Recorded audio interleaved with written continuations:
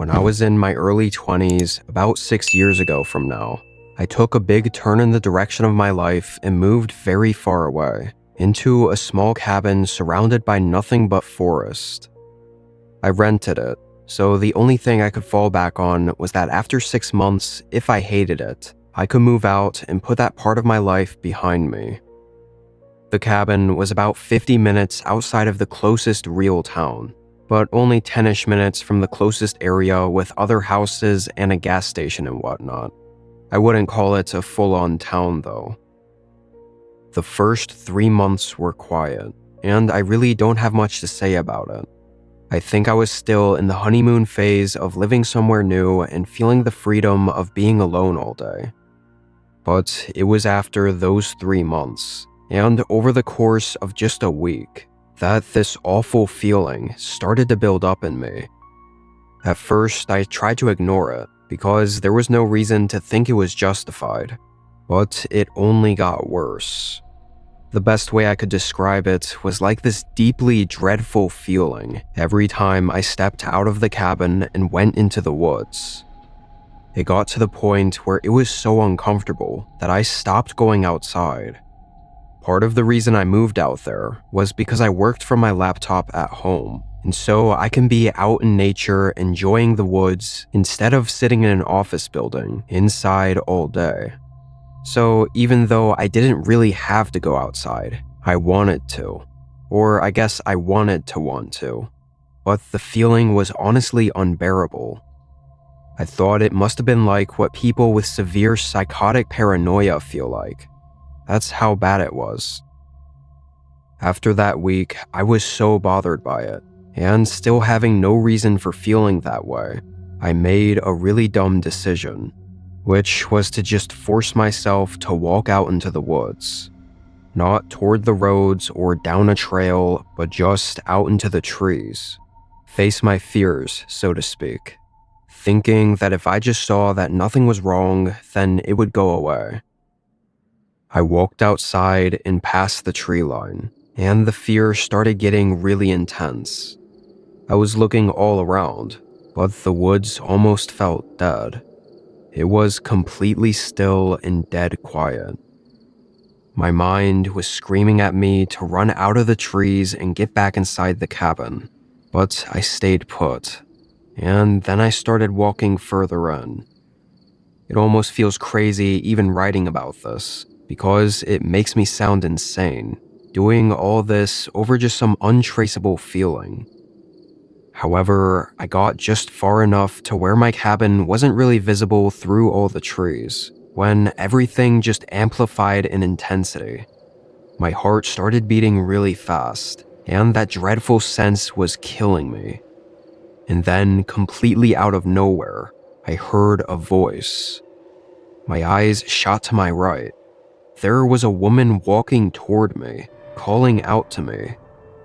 She looked genuinely just like a normal woman going for a walk. She came right up to me, introducing herself as Lynn. I was still feeling extremely off, and was so caught off guard it took me a moment to recollect myself and say hi back. She smiled and said she was just going for a walk and asked if I wanted to join her.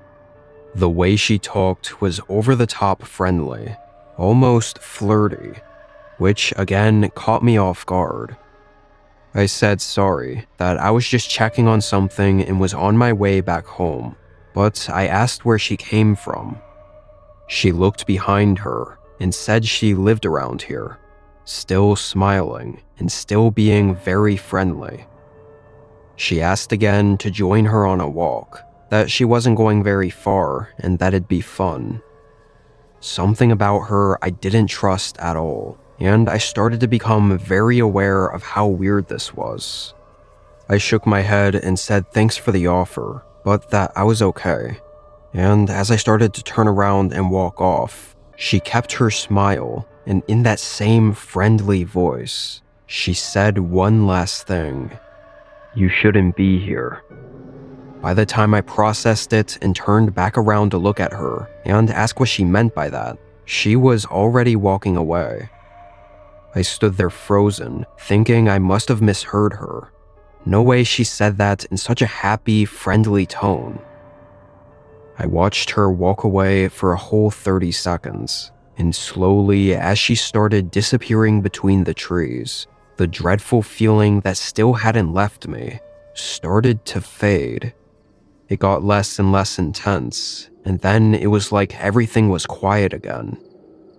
I looked around one more time, then hurried back to the cabin. I decided right then that I was leaving. Something was wrong with this forest, and I did not want to be there another day to figure out what it was. I didn't have that much stuff, so I was able to fit most of it into my truck. It took the rest of the day though, and I didn't finish packing the last bag until a couple hours past sunset. And that's when the feeling came back. It was suddenly so intense, that aching, dreadful feeling. I walked over to the window, and right away I saw a figure standing in the tree line. It was that woman. She was just standing in the dark, watching my cabin. I hurried to pack the last bag and then ran out to my truck, getting in and driving away. I felt relieved once I was back on the road and far from the cabin. In the next several days, I ended up getting out of the lease, but having to pay for the rest of the month still. I don't regret it at all though. I'm not sure what that feeling really was, or how it was connected to the woman. I genuinely have no explanation or anything for it, but I want no part of whatever is going on around that cabin.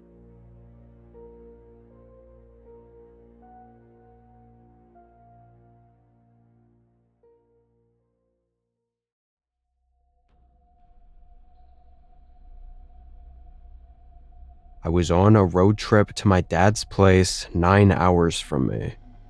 He retired at a small cabin that's not really out in the middle of nowhere, but it definitely feels like it. To get there, you have to turn off the main interstate and onto a very lonesome highway that takes about 6 hours to get through. There's almost no gas stations or towns along the road. I'd made the drive probably 3 or 4 times before. I was driving on that long, barren section of the highway. It was around 2 in the morning. Because I was making the drive overnight, I hadn't seen any other cars out since I'd turned off the interstate. I think I was about an hour and a half down the highway when the energy drinks were starting to have their effect on me, and I needed to take a leak. With the road empty and forest all around, I saw no problem with pulling off onto the shoulder and just going out in the trees. I parked and walked out just past the tree line. It was dead quiet. Creepy as hell for sure, but I knew I'd be quick, so I tried not to think about it. I was only out there for maybe 45 seconds when I started getting this itchy feeling. Not literally, but like a sense that something was wrong. I quickly finished up and turned around. There was another car parked behind mine. I was still kind of in the trees, but I could see this old gray sedan parked maybe 50 feet back from where my car was. Its headlights were off, and I didn't see anyone outside of it. I thought it was insane that I hadn't seen another car on this road all night, and then suddenly one shows up quietly parking behind me while I was taking a leak. I hoped it was just some nice old man thinking I had broken down or something and wanted to help me out. I hurried back up to the road. My eyes were locked on their car the entire time, but I don't know if it was because it was dark out or if they had heavily tinted windows, but I couldn't see anything inside their car. I decided not to test my luck and just quickly get in my car and get out of there. Not worth trying to get any answers. I started driving, and for the first minute, I didn't even want to check my mirrors. The thought that the car could have been following me on this lonely highway was terrifying, and being scared, I didn't even want to know. After that minute, I finally glanced in the rearview mirror, almost expecting to see the car behind me. But it wasn't. The road was empty behind me. Although, as I kept glancing at the mirror, my heart rate started building up, and I could feel that itchy, uneasy sense again.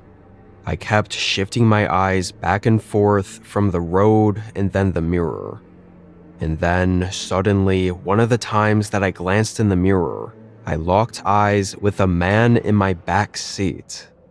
He was sitting in the dark directly behind me, keeping his body just out of sight of the mirror. My whole body jolted in fear, but the man quickly said in a deep, threatening tone to keep driving and to not look back at him. I said okay over and over, genuinely fearing for my life and knowing I had no choice but to listen and hope he lets me go after whatever this was. I couldn't believe how quickly the guy had to have gotten into my car while I was in the woods. He must have been right behind me, following me with his headlights off for a while. The man stayed silent for a few minutes as I continued driving down this barren highway. Every time I dared to glance back at the mirror, I couldn't even see him. It was pitch black back there, and I could only see his shoulder hardly sticking out past the seat. About 15 minutes in, still driving in silence, I looked back again, literally glancing at the mirror for just half a second, and the man was slightly leaning over enough for us to make eye contact. It was like he was already staring at the mirror, waiting for me to look. The instant I did, he screamed at me to not look back at him. His voice was so loud and deep, it honestly didn't even feel real, like it pierced my ears by how angry he got. I thought after that, I for sure was dead. I didn't know what was going to happen at the end of this, but I was absolutely positive now that he was not going to let me go. And not 2 minutes later, he suddenly told me to pull over. He directed me to keep going off the shoulder until the car was fully off the road and basically inside the forest, deep enough that I'm not sure anyone on the road would be able to see my car, even if someone did pass by. He then said in an eerily calm voice, "Do not look back." I was shaking, keeping my wide open, terrified eyes staring down at the steering wheel. I felt the man move around a bit. Then I heard the back door open. That horrible gut feeling got even worse as I heard the man get out of the car. And then in the corner of my eye, I could see him step up to the driver's side window. I could feel his disturbing presence as he stood out there, right beside me, probably staring at me. But I kept my eyes locked on the steering wheel, not daring to look. After 30 seconds, he walked away from the window and toward the back of the car. I felt the car shake a bit, like he might have gotten back into the back seat. I didn't hear any footsteps or any other sounds at all. The back door was still open too. I never heard him shut it. It remained silent for a whole 5 minutes. I didn't know if he was right behind me or if he was outside the car still, but I was so scared to look. And when I finally shifted my eyes over, I didn't see him. He wasn't in the car, and he wasn't outside the car. I didn't see him in the woods either. It was like he just vanished without even making a single footstep. I put the car in drive and got the hell out of there. I spent the next 2 hours checking my mirror every 10 seconds before finally getting to a small town where I could inform police and recollect myself. But I assume when the cops went out there, they didn't find anything because I never received any follow-up calls. It's even more eerie that I never even got a good look at the man because he was covered in shadows the entire time, not allowing me to look. I don't know what happened to me on that road, and I'm really not sure I even want to know. All I can say is that I'm sure if I had looked back at him, I probably wouldn't be here right now.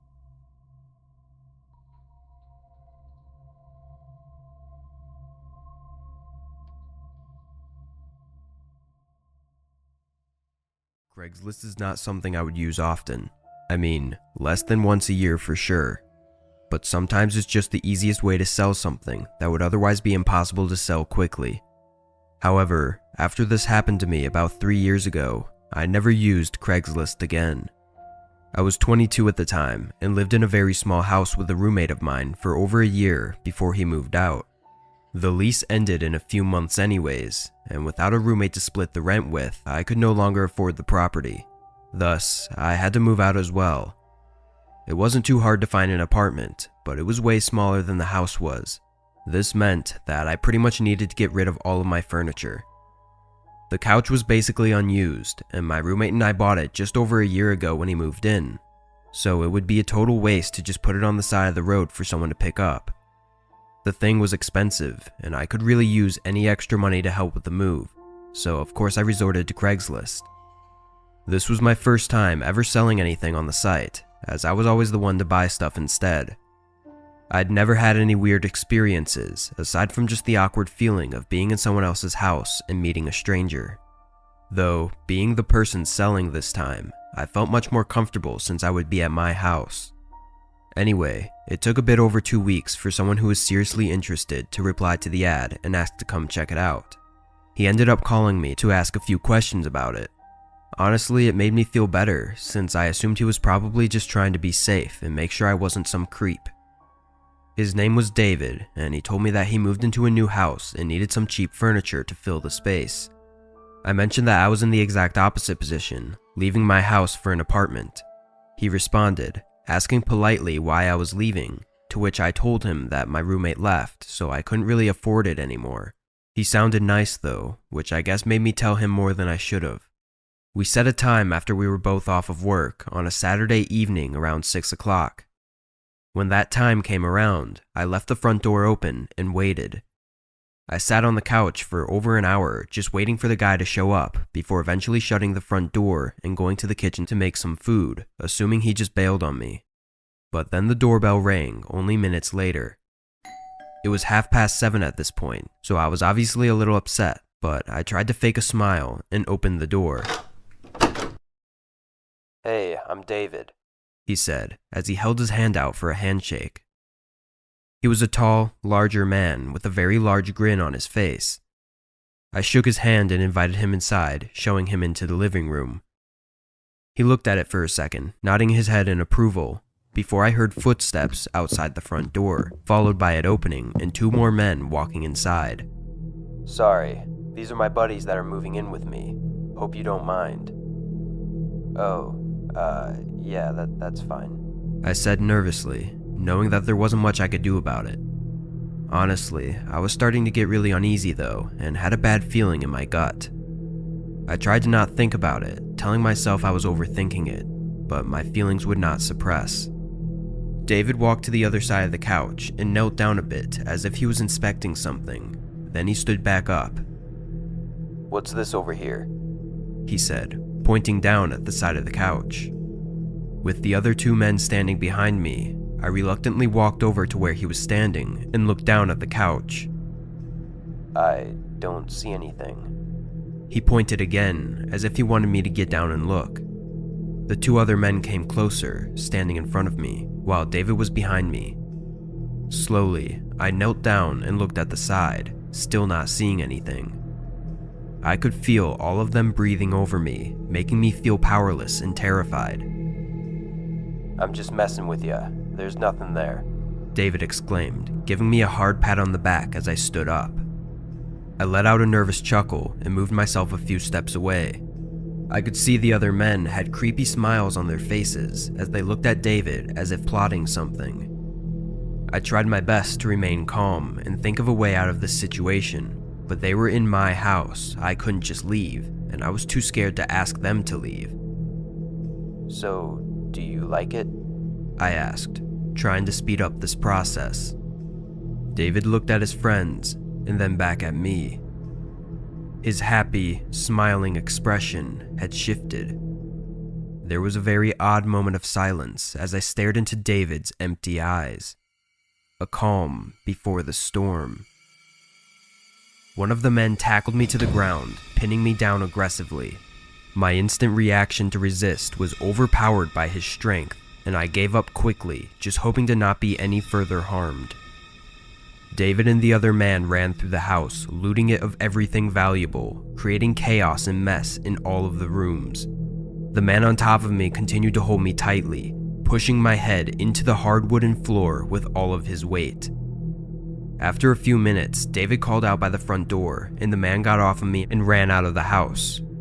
I heard their truck pull out and speed off, as I laid on the ground in shock, pain, and terror. After a couple minutes, I gathered myself up and slowly stumbled to the front door to close and lock it. I called the cops soon after. To no one's surprise, David wasn't his real name, nor was the email or phone number attached to any identifiable person. They collected some fingerprints around the house and took pictures of their shoe prints on the ground, but the case ran cold with no suspects at all.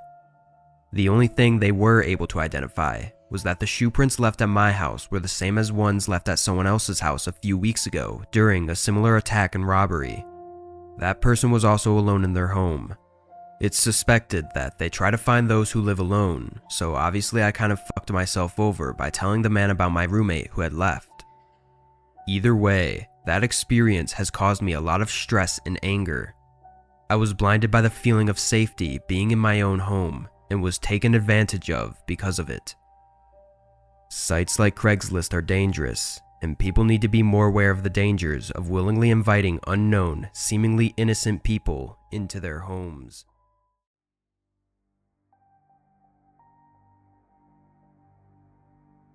One of my close relatives built a home within a forest many years ago, along with buying nearly 200 acres of the forest around their house.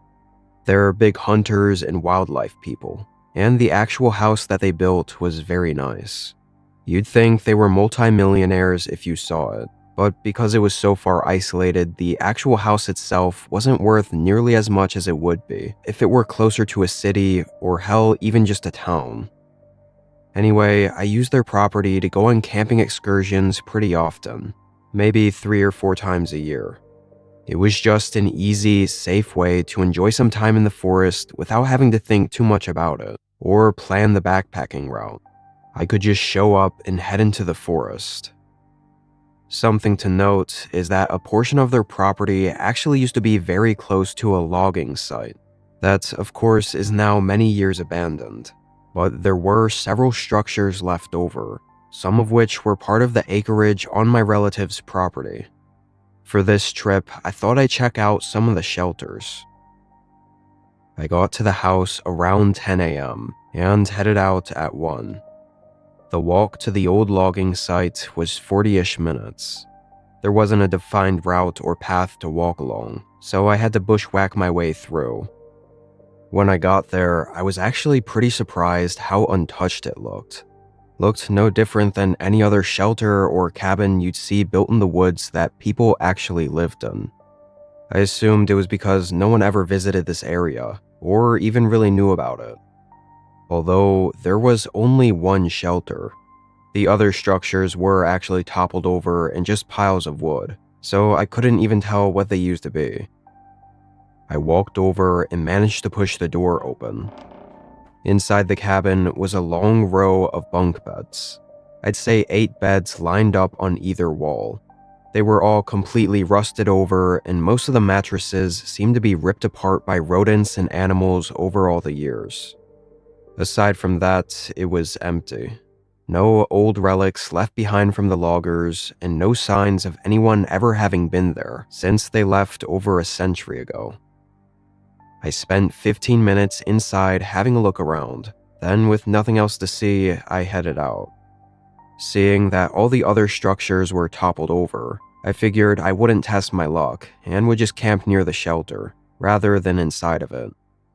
I set up my tent just 100 or so yards from the shelter and built a small campfire, sitting around it for a few hours. When the sun set, I stoked the fire and started cooking some food. And it was as I was doing that, I heard footsteps approaching from the direction of the cabin, which now in the dark was no longer visible. I only had time to stand up before a man came into the light from the fire. He looked like he was in his 40s, very dirty and rugged. And maybe it's just because I was at an old logging site, but he kinda looked like what I'd imagine a stereotypical logger would look like. Now, I'm a fairly big dude, but this man was huge, enough to make me feel a little bit threatened. "Hey, buddy, I'm looking for my friend. Said he'd be around here, but I can't seem to find him. You didn't happen to have seen anyone, have you?"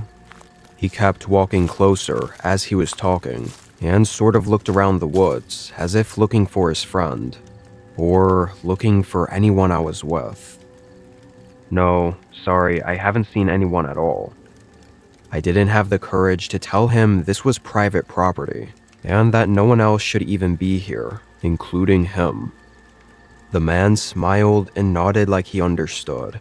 Then he just stood there looking at me for an uncomfortable amount of time, before saying goodnight and walking back into the forest. Then it was empty and quiet again. It was terrifying how sudden and quickly all that had happened. What the hell was that man doing here? And where'd his friend go? And honestly, the thing that scared me the most was how comfortable he was just walking right up to my campfire, being in the middle of an uninhabited part of the forest. Something wasn't right. And with that feeling, I started to pack my things, undecided whether I'd leave, but doing it just in case. Once my bags were packed, I finished cooking my dinner, and with the feeling still in me that something was wrong, I made the decision that it wasn't worth staying, when I could just walk back to the house and not risk anything. I took the tent down, put my backpack on, and smothered the fire. I walked just a minute or two into the trees, when suddenly I heard footsteps approaching quickly ahead of me. I stopped and stood still, hoping he'd run right past and not see me. But unfortunately, he didn't. The footsteps came right up to me, and the man stopped just within sight. It was so dark though, I couldn't see much aside from his basic features, and the guy looked very similar to the other man that came up to my campsite. This had to be the friend he was looking for. That is, if he was actually lost. Your friend was looking for you. He went that way, by the logging shelter," I nervously said and pointed behind me. The man didn't move. "Where is he?" "Where is your friend?" "He's that way." I pointed again. "Where is he?" He repeated himself. I couldn't really see what expression he was making on his face, but he had this eerie, monotone, deadpan voice. I didn't know how to respond. And then I heard footsteps behind me, very slow, like someone was creeping up through the trees just 20 feet away. I was too scared to take my eyes off of the man right in front of me, though. After hesitating, I trusted my gut and just started walking. I walked right past the guy right in front of me, and his head turned as I did, following my movement. I could feel his eyes watching me as I kept walking deeper into the forest, but I refused to look back. I think I was trying to not show how afraid I was. As I got further out, I heard footsteps move to where the other guy was, so they were both next to each other, but neither said a word. It was like they were both just standing and watching me walk away. Once I was out of sight and hearing distance, I booked it through the dark all the way back to the house. Never saw anything or anyone follow me. The next day, I told my relatives what happened out there, and it seemed like they almost didn't believe me. They didn't seem worried about it at all, and were almost just more confused. or even possibly worried about me. I don't know what happened out there, or who those men were, but something tells me I made the right call by leaving. And while I've been back to their house several times since then, I never went back into that forest around their house, unsure who or what is really out there.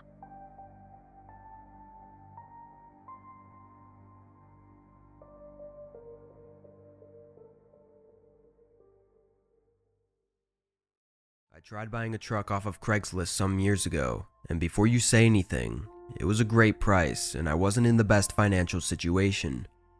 I'd never actually used Craigslist before, but I knew it was an average place for people to sell their stuff, which meant that it was usually cheap. Even with the cheap prices of cars on the site, I still had to ask my dad for money because I didn't even have the few $1,000s in my account that I needed in cash for a cheap car. After a bit of scrolling though, I messaged this guy who posted his truck for $4,000 and he got back pretty quickly, answering all of my questions on it and giving what sounded like honest answers. He basically said that it wasn't the nicest looking, but it'll get you where you gotta be in a reliable manner. Interested, he agreed to meet me at a Burger King that was a halfway point of where we both lived. I got there first, taking an Uber, and he showed up maybe 5 minutes later. We chatted for a bit, and he told me more about the truck, mentioning minor issues it's given him in the past, but nothing too serious. After all, I didn't have the money to be picky. Of course, I asked if I could test drive it, to which he said that he knew a less busy parking lot and I could test drive it there. Honestly, I was like, alright, whatever, and I took my phone out to get a quick Uber, but he said it was just across the street and that we could just ride together. I didn't want to be rude and had never done something like this before, so I kind of assumed it was a normal thing. Looking back, I should have told him to F off, but I was young and he was old, so for some reason I trusted him. As I got inside, he asked me if I had my license on me, which was just another reason I trusted him. He seemed like he was a genuine guy. He started driving, though we went a little further than across the street, probably a few blocks away from the Burger King, to this empty parking lot away from the main road, which was the first red flag to come up, even though it should have been the second or third. "Alright, let's switch," he said, putting the car in park. As we were passing each other around the car, he threw me the keys, saying heads up, but they landed nowhere near me. I mean, I would have had to dive into the concrete to catch them. Awkwardly, I went to pick them up, and just as I bent down, I felt the weight of his foot slam against my side, and before I knew it, he was on top of me, ripping my wallet out of my back pocket and running back towards the truck. I immediately grabbed the keys from the ground, thinking he must have forgotten them in the heat of the moment, and that I could possibly force a trade.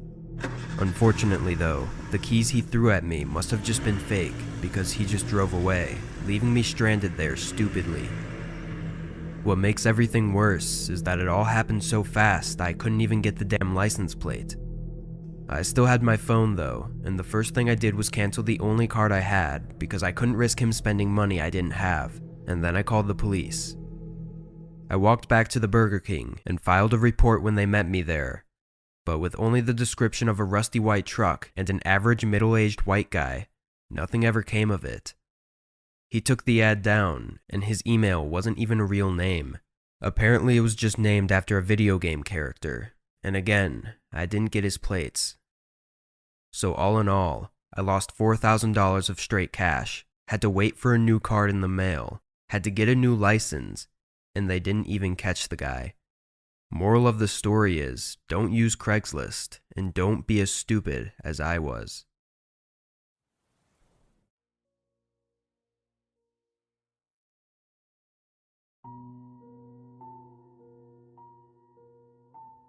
This was during a small trip to Utah I'd taken a few years ago.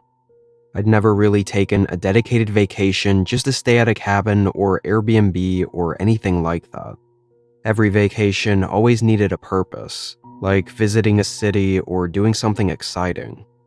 But just like everyone else who does this, I thought going out to stay in a small cabin far away would feel relaxing and give me some peace of mind. I didn't want to think about planning anything, or really do anything at all. The cabin I booked was part of a small community in the woods of northern Utah, right by the border of Idaho. When I say small community, I mean like 6 other cabins nearby that were also rentable. Aside from that, nothing else was out there. The road leading off the highway was a thin gravel road for about 6 miles. At the end were the multiple trails that led to each of the rental cabins. I turned onto the dirt trail that was marked Cabin 4, which took me the last 2 miles to my cabin. It was very small, and I don't know what I was really expecting, but the place looked like it was just thrown right in the middle of the forest. What I mean by that is they didn't clear out any area for it. The cabin was just built right between all the trees, with some being just a few feet away from the walls. It looked a little off, like claustrophobic, but obviously not really a problem. I went in and started unpacking. I only brought a small backpack with clothes for the week, and my basic essentials, as well as a small cooler with food and drinks. Figured that would be all I needed. I was inside the cabin for only, I don't know, maybe 10 minutes, when a sudden knock at the door startled me. Without even knowing who it was or what it was for, my heart started racing. It was the abrupt shift from silence that freaked me out. I walked up to the door, and with no way to look out first, I opened it. There was a tall man, probably in his 30s, giving a friendly smile. He said that he was just checking to make sure I was okay. For a split second, I got chills. I think because the way he asked it made it sound like something had happened. But I quickly realized he was probably just the owner, or employee or something. Honestly, I felt dumb for taking it the other way at first. "Yeah, I think it'll be perfect. Thanks for checking on me." He nodded, and it looked like that was it, so I closed the door. I went back to unpacking, but I think it was just 30 seconds later that I thought about it for a moment, and curiously went back to the door and opened it. The man was gone, but what I was looking for was how he got here. I didn't remember seeing a car behind him, and I also knew none of the other cabins or anything were close enough for him to have walked here so quickly after I'd arrived. The forest was very quiet, and there were no signs of where the man had walked off to, even though it hadn't even been a full minute since I'd closed the door. I thought it was weird, and sort of wrote it off like a joke, like he'd teleported or something. At the end of the day, I didn't think it really mattered. I closed the door and got back to unpacking.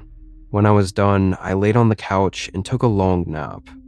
I think from around 3 to almost 7 p.m., way longer than I was expecting to.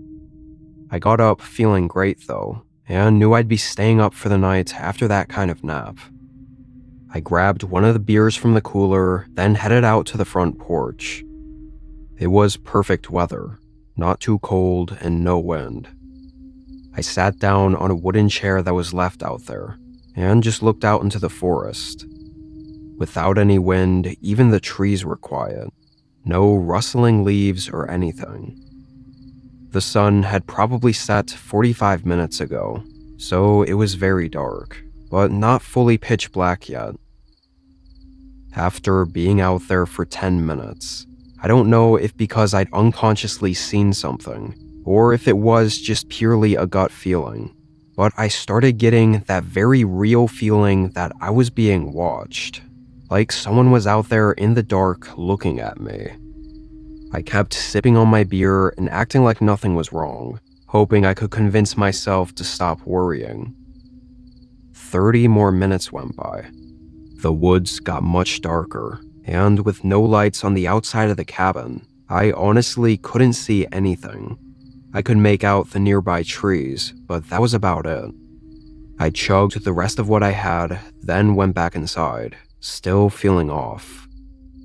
I tried getting the fireplace going, but it wouldn't work.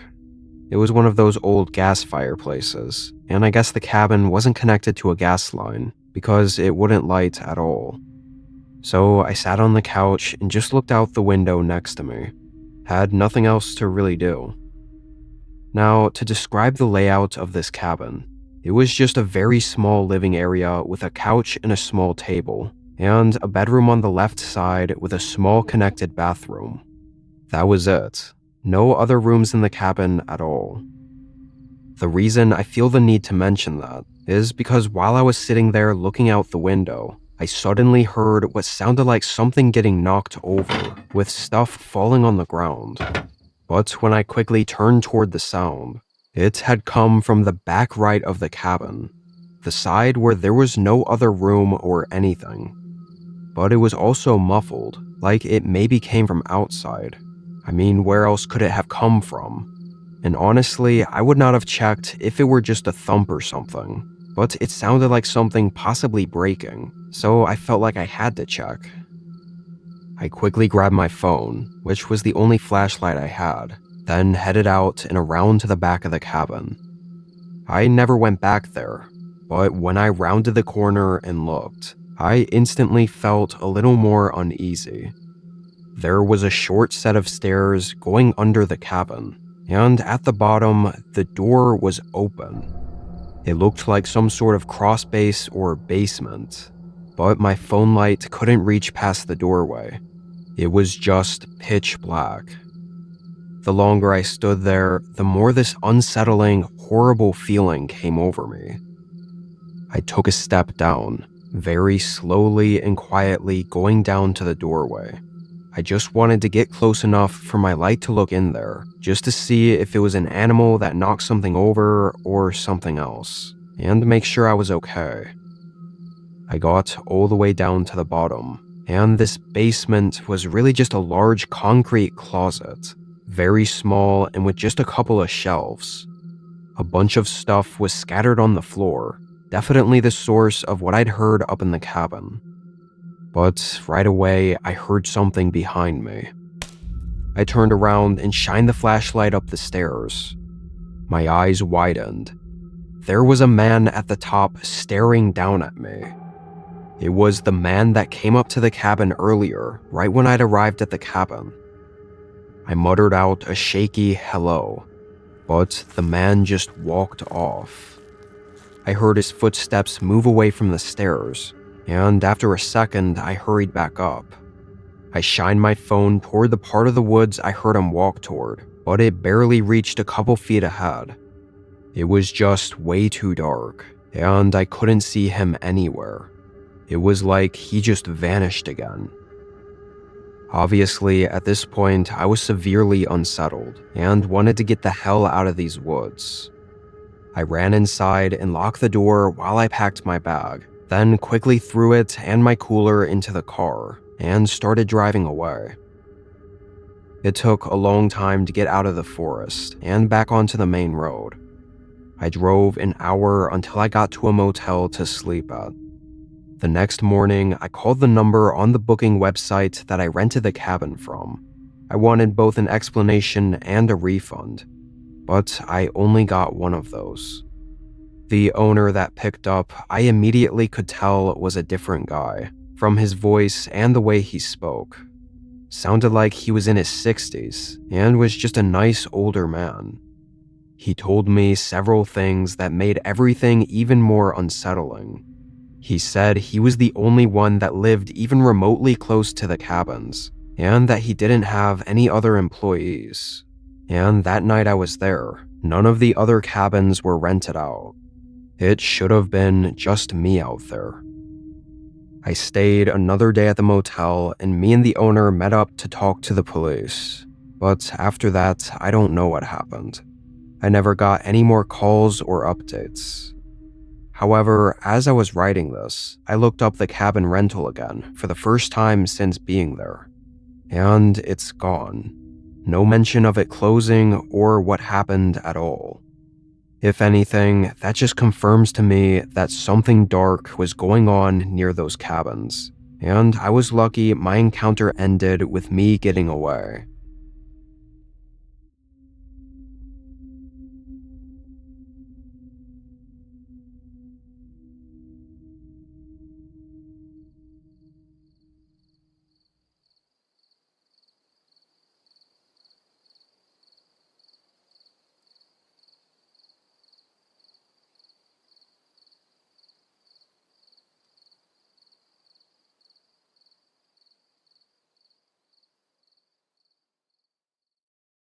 I used to work for a big maid company, but I left after my ex-coworker told me that she was making more than triple just working by herself and listing ads on Craigslist Marketplace.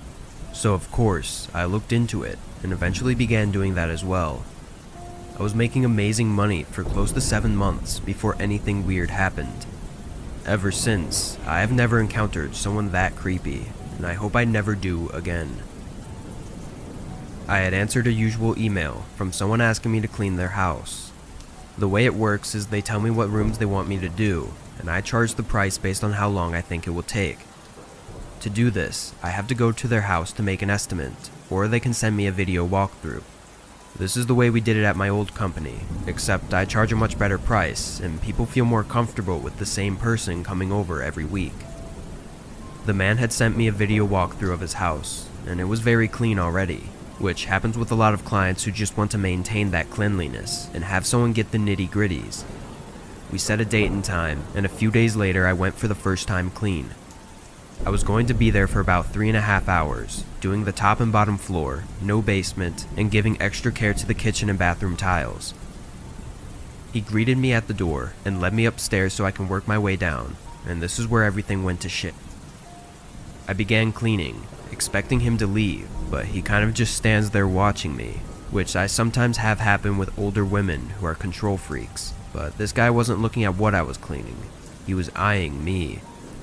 I ask him if he wants me to do anything else, and he just stands there for a second. You know, when I saw your ad on Craigslist, I knew I had to have you. At first, I didn't think of this in any kind of flirty way. I just saw this as some older white guy telling me, a Mexican woman, that I was meant to be good at cleaning.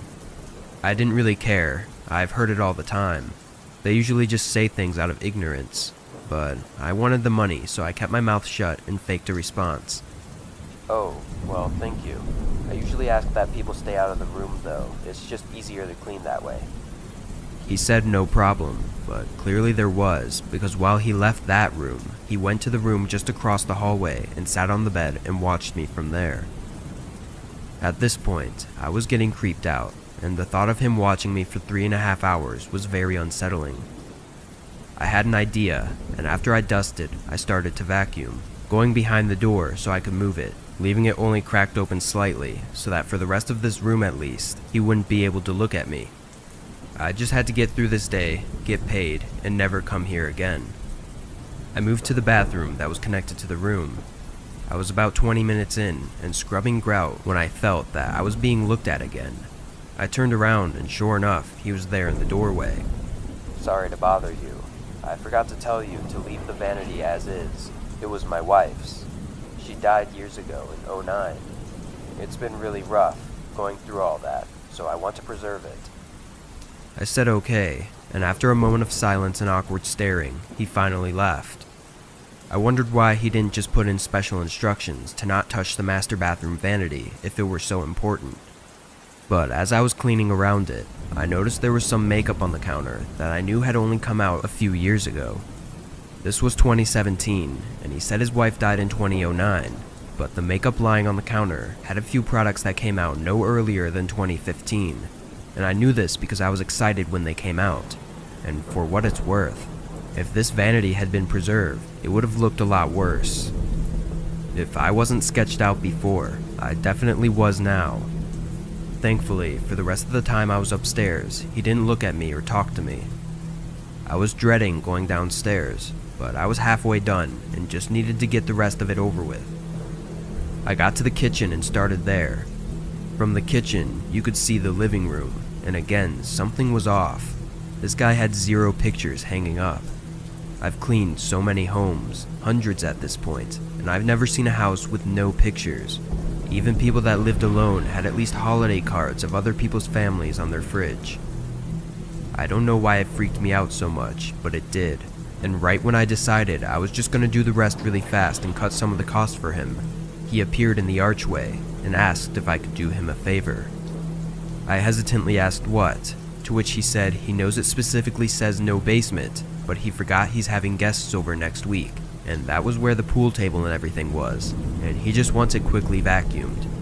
I told him I was on a really tight schedule, and wasn't sure if I could do it today, but maybe next time. He then said I could skip the dining room because it's never in use and just do the basement floors instead. I responded, explaining that I could come back tomorrow and do the whole basement instead of just the floors if he wanted, just trying to push it off a little bit. But this was when his whole demeanor changed. He started to get really weird and said that he just wants the floor done and he couldn't understand why I wouldn't just do it today. He went on to say that he and his wife really needed the floors done down there. His wife? The one that had died years ago. That was the moment I realized that this guy was clearly trying to do something horrible, but I didn't know what. I told him, if I have time I will. Well, can I just show you what needs to get done down there? It won't take long, just really quick. Knowing he wasn't going to stop, I pretended to get a phone call, so I went to the other room. I then called my friend to explain what was happening. He was still watching me carefully, so I spoke in Spanish, praying he didn't know any. She agreed to drive to this address and make sure when I left he didn't try to follow me, or worse. I got off the phone and told him that I had a family emergency and I could come back tomorrow to finish everything, which was obviously a lie. He looked at me with the coldest look on his face and replied, "Don't bother." Then he walked upstairs while I gathered my things. I knew I wasn't going to get paid, but at this point I just felt lucky to leave. My friend got there while I was loading my trunk, and the guy was staring at me through the window the entire time. I left, and when I got home I called the police to tell them what happened, but there wasn't much they can do, since he didn't break the law, he was just being creepy. They basically just told me the obvious, to not go there again, which I clearly wasn't going to. Just a reminder for everyone, if you provide a service through sites like Craigslist, there's no sure way to tell who's weird and who's not. So make sure to trust your gut and always let someone know the address you're going to and when you're supposed to leave, just in case. I don't know what was wrong with that guy or what he had planned for me in that basement, but I hope nobody else has to find out.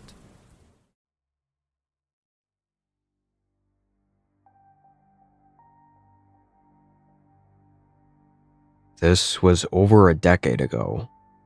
I used to do a lot of photography and had a phase where I was really interested in trying to learn astrophotography. If you didn't know, to take good pictures of the night sky, you pretty much have to go out in the middle of nowhere, where it's incredibly dark, away from any towns or cities because of all the light pollution. One of the easiest ways to do this was to take long rural highways, especially in the West, where cities are more sparse. When this happened, I had driven out to Nevada. Aside from Vegas and Reno, a lot of Nevada is empty, which was perfect for what I was trying to do. I found a very rural Nevada highway and drove out several hours from the nearest city. I passed by a couple small towns of like maybe 40 or so buildings, but really, there was nothing out where I was. I car camped on the side of the road until the sun set, then drove another 30 minutes during the night until I found a spot that felt like it would be good. I parked off the road and started setting up my stuff. Parking right by the road was no big deal at all, because no one else was gonna come through. I walked a couple steps away from my car, and already I couldn't see anything. It was pitch dark, to the point I couldn't even tell the landscape I was in, whether it was hilly, flat, or had mountains in the distance. And it was silent, like really silent. Not a single sound at all. I set down my tripod and attached the camera, then started messing with the settings. Without getting too technical about it, essentially turning the ISO setting up on the camera allows for more light to come in, which lets you see better in the dark. For astrophotography, this is an absolute must, so you can capture all the low light level from all the stars. So I started turning it up as usual. I still had the camera on the tripod facing forward, but as I was turning it up, I started to see something on the screen. I knelt down a little closer and continued raising the light levels. The image was fuzzy and still very dark. The landscape in front of me looked like flat desert, with some dry brush scattered around. But it really looked like a figure was standing in the dark, just 30 to 40 feet in front of me. I looked up from the camera, but it was genuine darkness. Couldn't see any shapes or anything. So after a moment, I looked back down at the screen. It was gone. I was absolutely sure whatever that figure-like shape was that I had seen was not there anymore.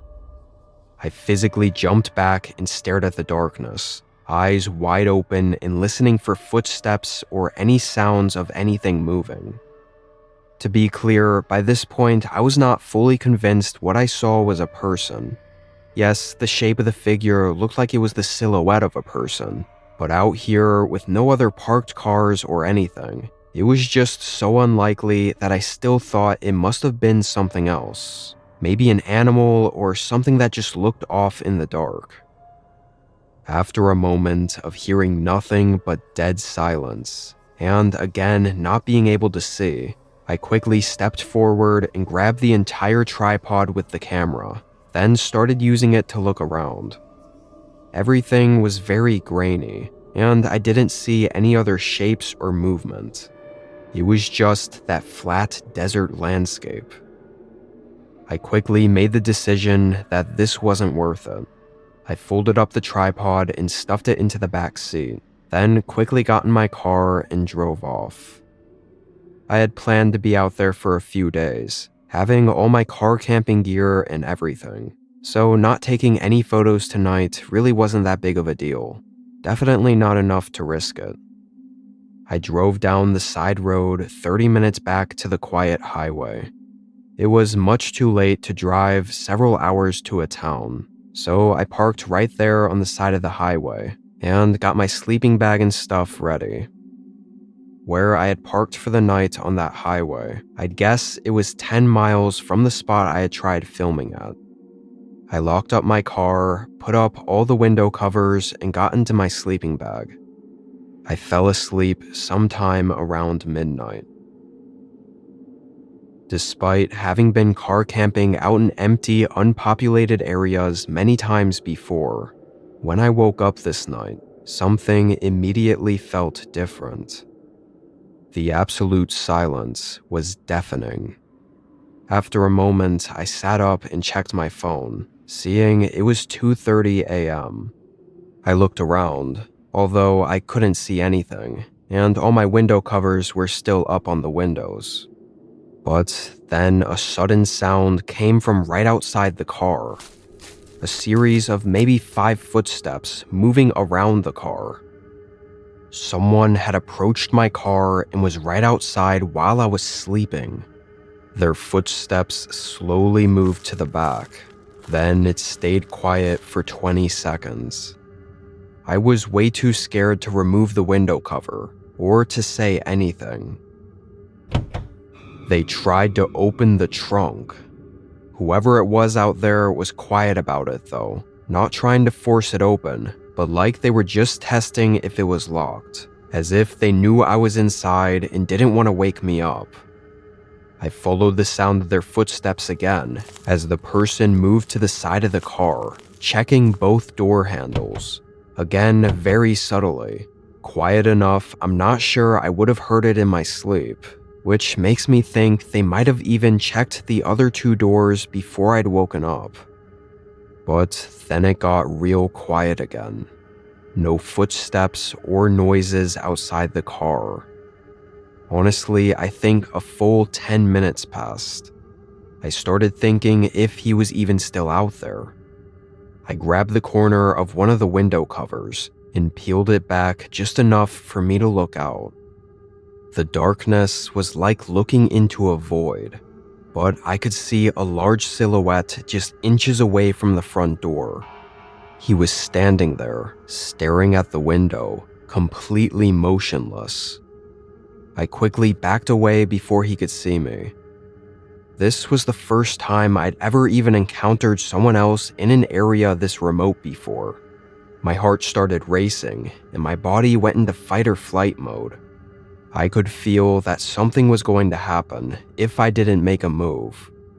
I quietly got my keys from inside the door, and then as quickly as I could, I jumped into the front seat, turned on the car, and ripped the front windshield cover off. The man's face suddenly appeared in the corner of the windshield just as I started driving. I barely got a glimpse of him, and really the only thing I saw were his eyes looking in at me. Everything else was covered in darkness. I got right onto the highway and drove several hours through the night to the closest small town. Honestly, the only thing I could say is that I'm very thankful I woke up and was able to get out safely with all of my thousands of dollars worth of camera gear.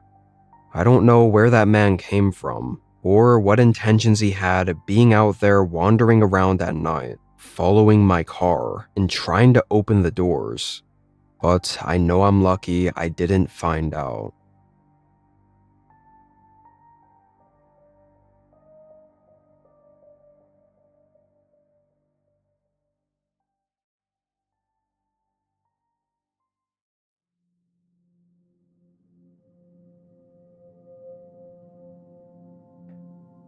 This happened in early 2019 when me and my then boyfriend Connor were on a road trip. We didn't do a good job at all on planning the drive out. We knew all the hotels we'd stay at and what we'd do in all the cities we were visiting. But we both had figured the drive would be something we could quickly look up directions for on the fly and not worry too much about it. This proved to be a big mistake. On our last day in the city, we left around 6 p.m. to begin our drive back home. It was about a 3-day drive.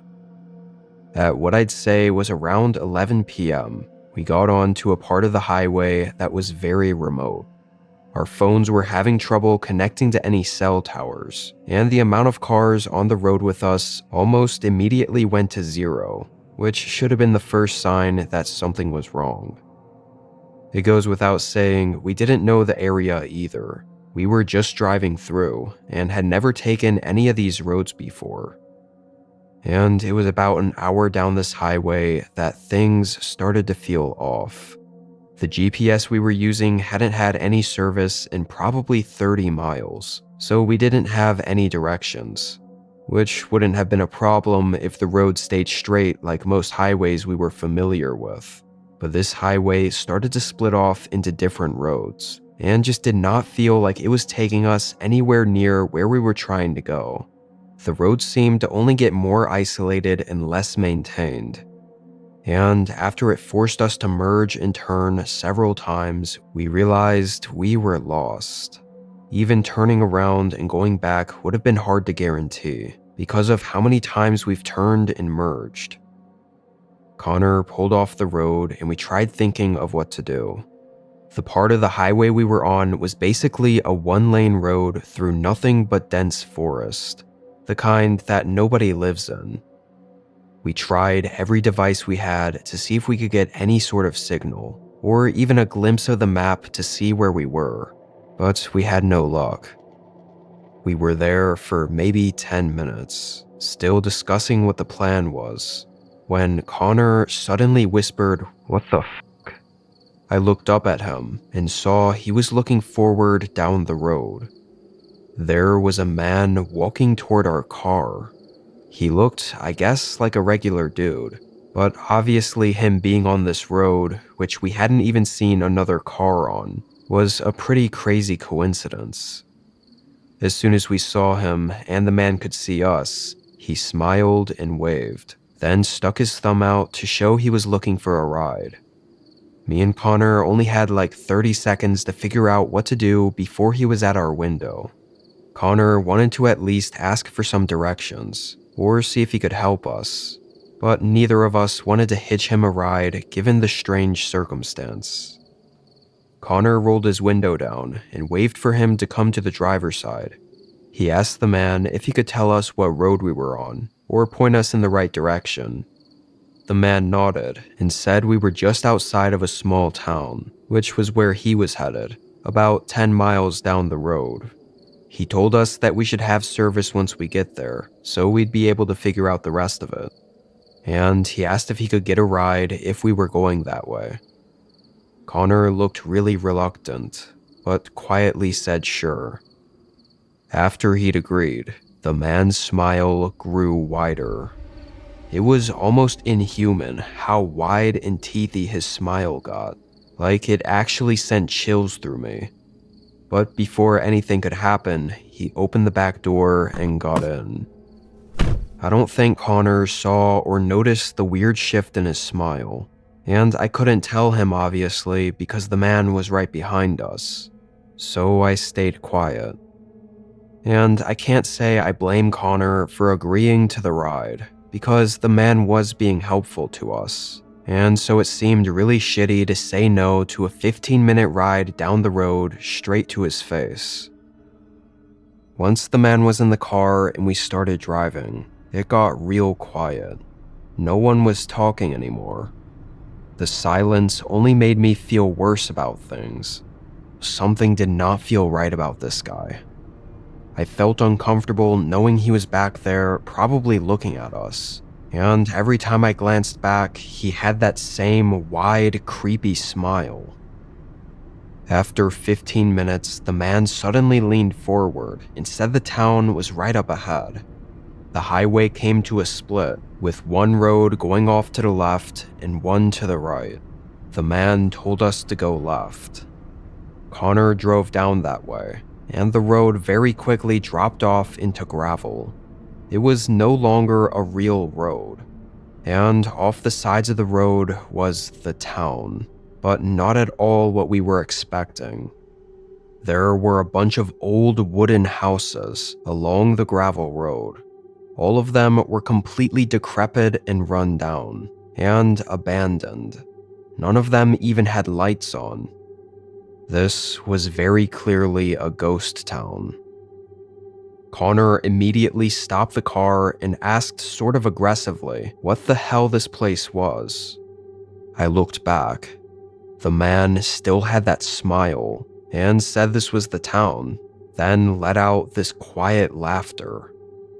Connor told him to get out, but the man didn't move. He just sat there smiling.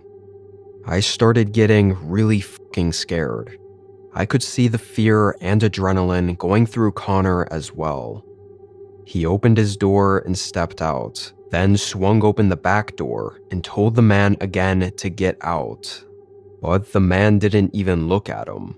He looked behind him.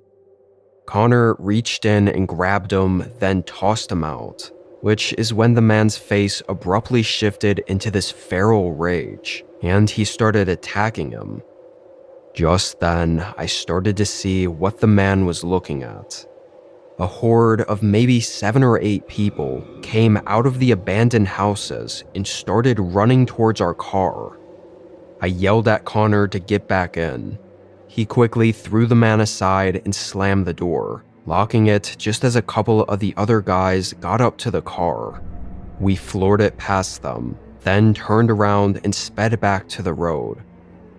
From there, we were both freaking out and just kept driving. By some miracle, almost an hour later, we got back to a part of the highway that we remembered and traced our way back to where we had service.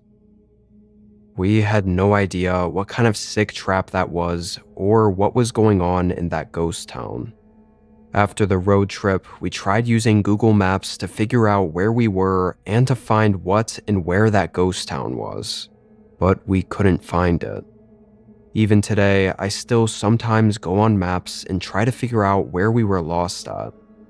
I don't think we'll ever be getting any answers though.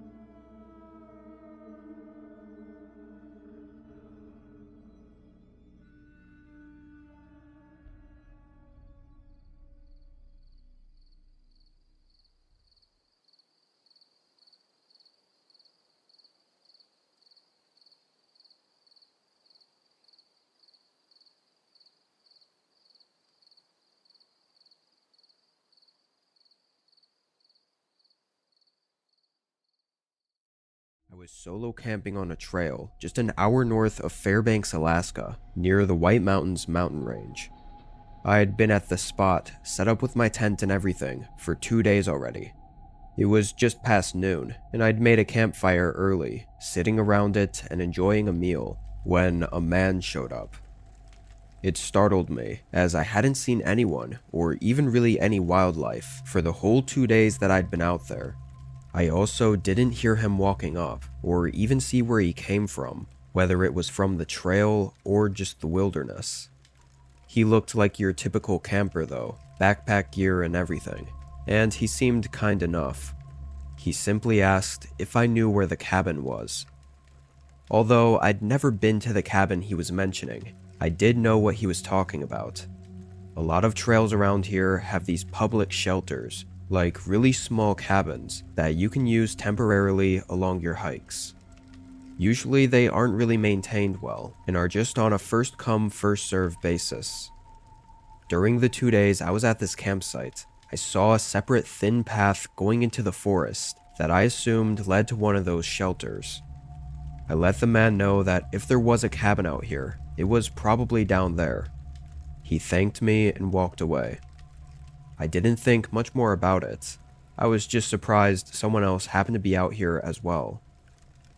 I tended to the fire and relaxed for the rest of the day. This was the last night I planned to stay here before heading back, so I just wanted to enjoy the scenery and calmness. It was probably 9 or 10 p.m., but around this time of year up in Alaska, the sun doesn't fully set really. It gets dark, but not pitch black like it would in most other places. The sun was at the horizon, casting a shadow over the woods, when out of the trees, I saw someone walking toward me. As they got closer, I saw it was the camper from earlier. I was rightfully confused why he was here, but he explained right away that he couldn't find the shelter. I said maybe there wasn't one, I really didn't know.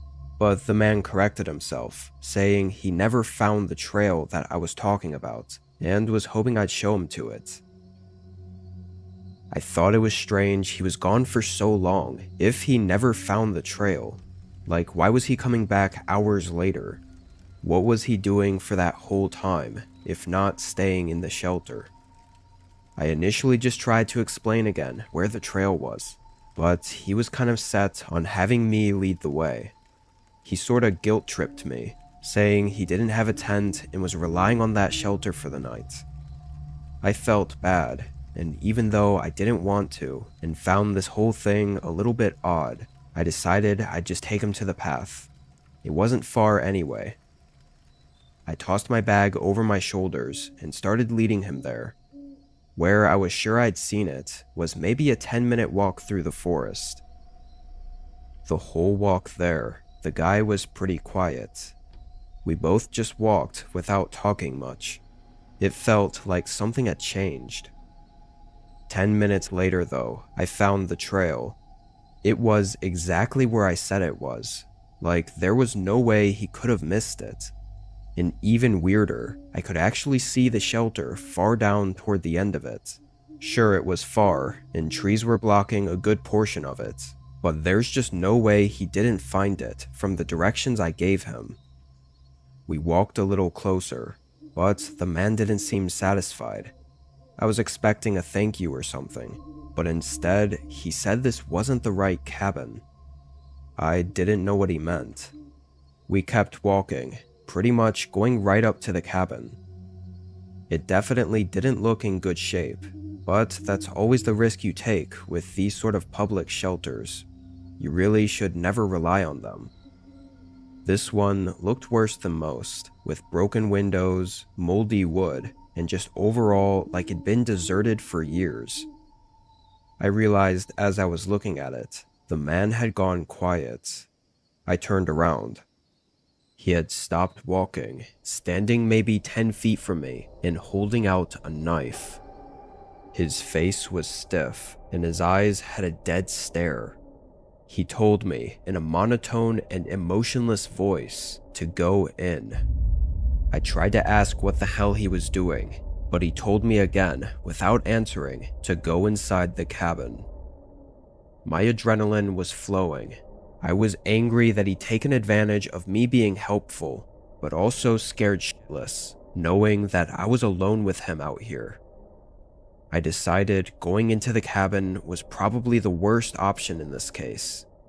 There was still some distance between us, so I dropped my bag and started running. Weirdly, I didn't hear him chase me. I looked back once I got further into the woods, and he was still just standing there, holding the knife and staring at me. After I got further into the forest, I found a good place to hide, then stayed there for a while, probably 30 minutes. I hoped that was enough time for the guy to leave. Then, in the cover of the dark, I quietly moved through the trees and back to where the shelter was. The man was gone, or at least not standing outside of the cabin like he was before.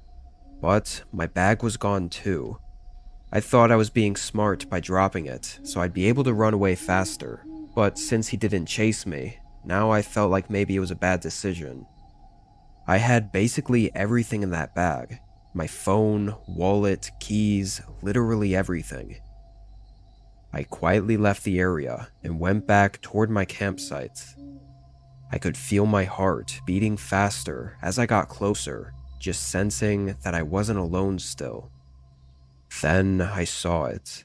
The bright glow of a campfire burning right in the middle of my campsite. I thought by now it would have burned out. I walked a little closer, seeing my tent was still up, and from what I could see, the man was nowhere around. It was just the near silent woods with the quiet crackling fire. But then I saw my bag. It was sitting right in the middle of the campsite. Part of me really wanted to run up and grab it, but I also knew this was extremely suspicious. Why'd he bring it back? He must have known I was going to go back to the cabin for my bag, and after not finding it, I'd then go back to the campsite. Even knowing all that, and that this had to be too good to be true, I was still about to run up and snatch it, when all of a sudden, the man appeared. He casually walked out of the darkness behind the campfire, tossing in some more sticks, and then sitting down. I could hear him humming to himself too, like he was relaxed and just waiting. Fuck that. I turned around and found the main trail, and hiked through the dark all the way back to the road. It took me hours to flag down a car who was willing to help me. I then notified police, and they went out to the forest with rangers in the morning, only to find nothing. All my stuff was gone, as if it were never there. Even the stones from the campfire were moved and thrown back into the forest, like they were trying to cover up that it was ever even a campsite.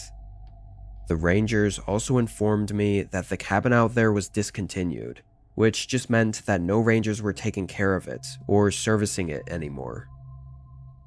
That encounter had me really uneasy for a long time. I couldn't trust anyone. I've gotten better over time, but I can't help myself from thinking about what might have happened if I'd gone into that deserted shelter or had tried to get my bag.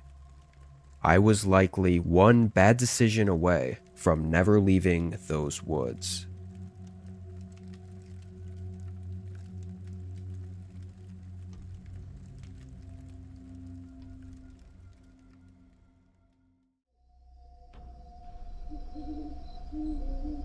Me and a childhood friend of mine, I'll call him Ethan, were out in the forests of Maine on a short camping trip. We both were fairly experienced. However, this was Ethan's first time going to this spot. I'd been there plenty of times before though, so I knew the area pretty well. We backpacked down a several-hour-long trail to get to a clearing in the trees that we set up camp in. I think we arrived around 6, so after setting everything up, we built up a nice campfire and made food, then cracked open a few beers and talked around the fire as the sun set around us. It was a chill, enjoyable night. I want to say around 2 hours into the night though, we both heard what we thought was something moving around just outside of our campsite, like in the darkness, past what our campfire was lighting up. We looked and saw nothing, and for the rest of the night, we heard nothing else. We thought it was probably just a small animal scurrying away. Honestly, if nothing else happened, I never even would have remembered it or thought about it again. That's how insignificant it seemed in the moment. If you're unfamiliar with camping, it might seem strange, but being out here all the time, those kinds of noises happen a lot and are almost always nothing to worry about. Once we had our couple drinks and started getting tired, we called it a night and poured out the fire, then got in our tents and fell asleep. In the morning, we woke up early, as this spot was good for a reason. That reason is because there was a very secluded, private pond just a half-mile through the woods from the campsite. Nobody knew about it, because the trail didn't actually lead to it. It was really nice though, having a mini waterfall and small river running through it. We spent most of our morning there, like a whole 3 or 4 hours. Eventually, we headed back to make food and rest for a bit. I even took a short nap. Again though, around 6 the sun was getting lower, and we hadn't collected any firewood yet for the campfire. Most of the dry sticks lying around the camp we used up last night, so I had to do a little more searching to collect what we needed. Midway through, Ethan said he was going to take a walk around and just explore the other areas, but would pick up whatever he could on his way back. I said sure, and just continued grabbing sticks off the ground. Ethan did this pretty much every time we were out camping. I think he just enjoyed having some time to spend alone and to just take in the nature. Anyway, I got a good amount of firewood and sat back down at the camp, just wasting time until Ethan got back so I could start the fire. The sun got lower and lower, and eventually I just kind of realized it had been a strangely long time since he'd left. Usually he wasn't out this long, and he was experienced enough to know to not be wandering the woods so close to sunset. The only way we had to keep in contact out here, where there's no service, is through our small satellite messengers. We kept them on us at all times in our small waste packs, along with bear spray and other stuff like that. It's usually more of an SOS device, but in situations like this, it came in handy too. I pulled mine out to send him a message, but saw that he'd already sent me one just a few minutes ago. Ethan said he got kinda lost, but happened to stumble back to the pond. I sent a message saying to just stay there and I'll hurry over to lead him back. Being lost, it's always best just to stay put and not risk getting any more lost, and both me and Ethan knew that. So, me knowing the area, I quickly started heading to the pond. At this point, it was really just a race against the sun. Even having headlamps and knowing the area during the day, it would still be really easy to get lost at night. I got about halfway to the pond, maybe 4 or 5 minutes away, when I got another message. I reached into my bag and checked it, assuming it was just going to be him checking in or asking for an ETA. But Ethan sent the words, "I see you." What did he mean, "I see you"? I wasn't even near the pond yet. I stopped and looked around, confused and not seeing him anywhere. I said I wasn't there yet and didn't see him. Slightly worried, I started moving faster, basically running to the pond. I got there quickly, running up to the tree line before the water. Ethan wasn't there. From where I was, I could see the whole tree line around the pond, and he wasn't anywhere around. I felt blood rush from my face and pulled the messenger back out. My last message saying that I didn't see him hadn't been opened. I called out his name, hearing my voice echo through the trees. The sun was nearly gone, and the forest was getting quieter and darker. Maybe he already started heading back, like he somehow remembered the way. I don't know why he would, but where else would he be? With the daylight practically gone, I knew it was safest for me to head back and figure things out from the camp. I didn't start the fire yet, so if I waited too long, I'd never be able to find the campsite in the dark. I began walking, feeling uneasy as I moved through the trees and felt the woods get darker and darker. All I could think about was the ominous last message he sent, "I see you." It was nearly pitch black by the time I was a minute or so from the clearing, but then I saw something. A flickering orange glow right from where the campsite was. As I got closer, I could see that the campfire was lit and someone was standing right by it. I started approaching, feeling a wave of relief, knowing Ethan had made it back safely. But when I got closer, the person suddenly shifted and looked toward me, then sprinted away from the fire and out of the campsite. Heart pumping, I ran up, confused and terrified. That wasn't Ethan. I pulled my messenger back out and started spamming texts. At this point, I was seriously worried and disturbed by what was going on.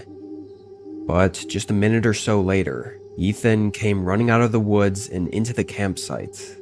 He had a face of both fear and relief. He immediately said we had to go. I agreed, mentioning the guy I saw by the fire, and him saying it was likely the same guy he saw approaching him by the pond. He said he thought it was me, until he got closer and realized it was someone else.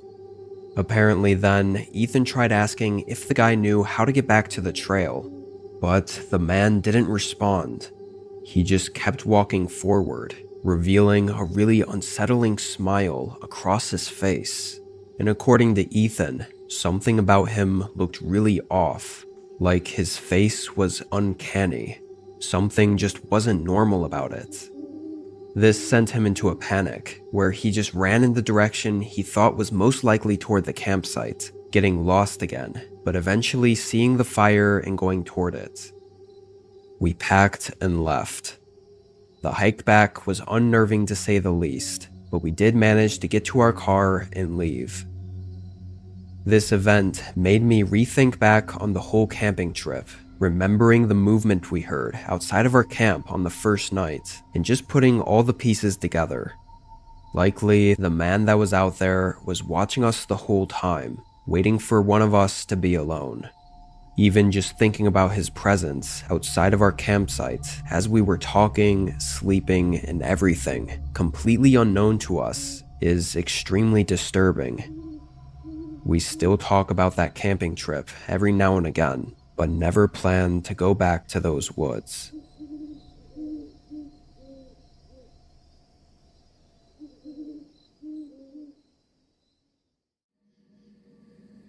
This was in 2016, but I remember every detail of the night as if it had just happened. I go out in the woods just south of the town I live in pretty frequently, at least 4 or 5 times a year. This weekend, I kind of just had that urge to get out and have some time alone, so I quickly filled my backpack and drove down to my favorite trail. I honestly don't know if it was even an actual trail that was marked on maps and all that.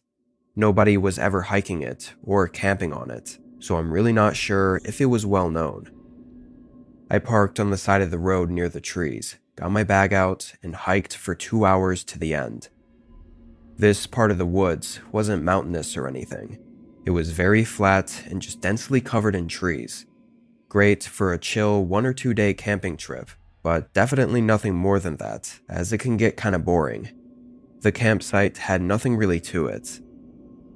There was a few hours until sunset, so I took my time getting everything perfect and starting the campfire. I relaxed and ate some trail mix, just enjoying the warm fire and birds chirping. When the sun got lower, I tossed more sticks in. I always found it interesting how quickly the forest goes from being so alive to almost instantly getting quiet once the sun sets. I sat there and listened to the quietness for only about 25 minutes after dark, before a strange sound interrupted the silence. It was music. It was coming from the distance, pretty far away, and it sounded like some old classical song. It almost sounded like an old record player. I stood up and looked in the direction it was coming from. Was there another campsite nearby? Maybe it was a group just casually playing some music, albeit really loudly.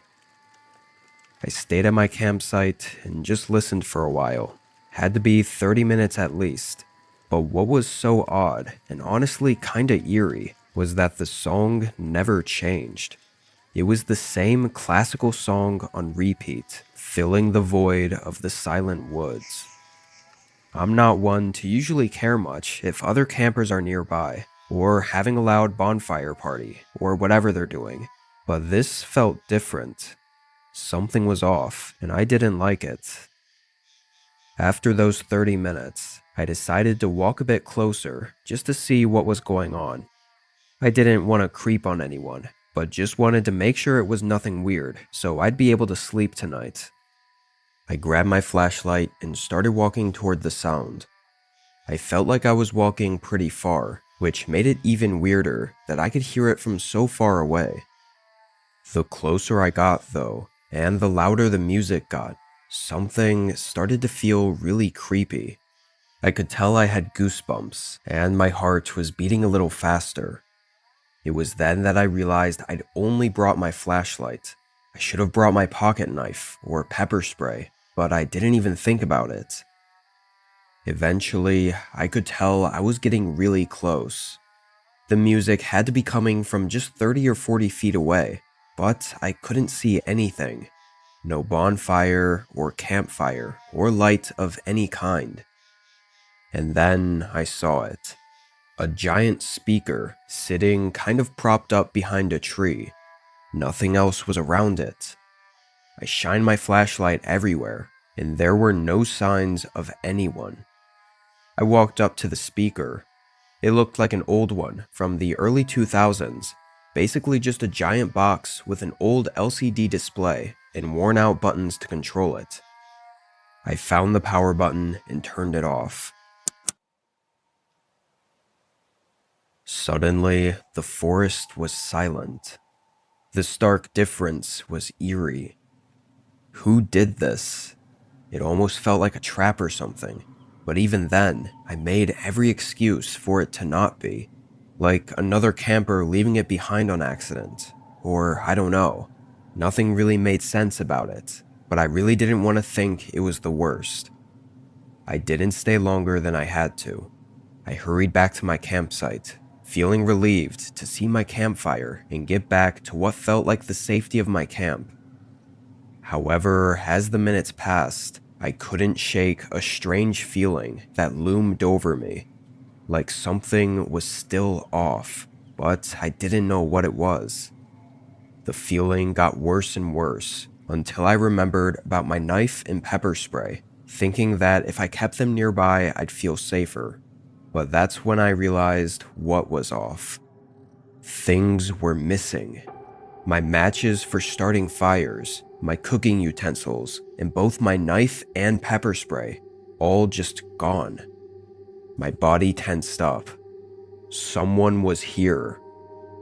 I didn't even have to think for a second longer before packing what was left, and as I did, I heard it again.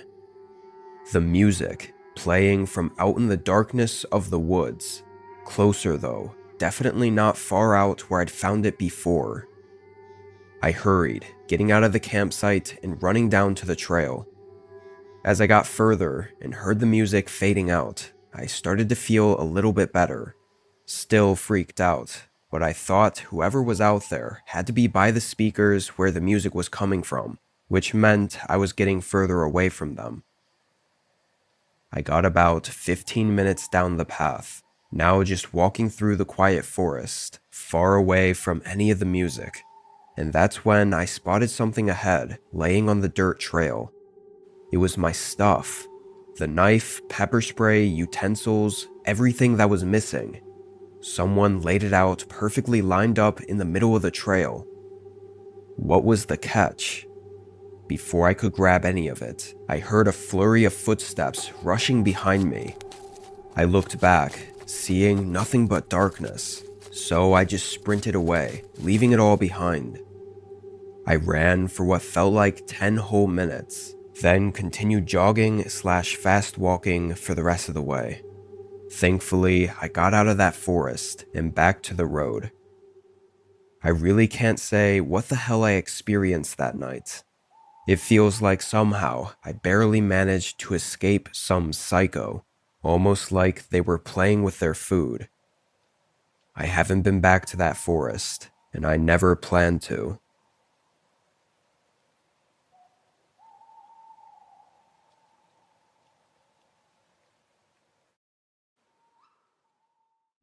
This happened to me almost 8 years ago, and I've never stopped thinking about it. I was in my early 20s at the time and was camping out in the wilderness of Upper Idaho.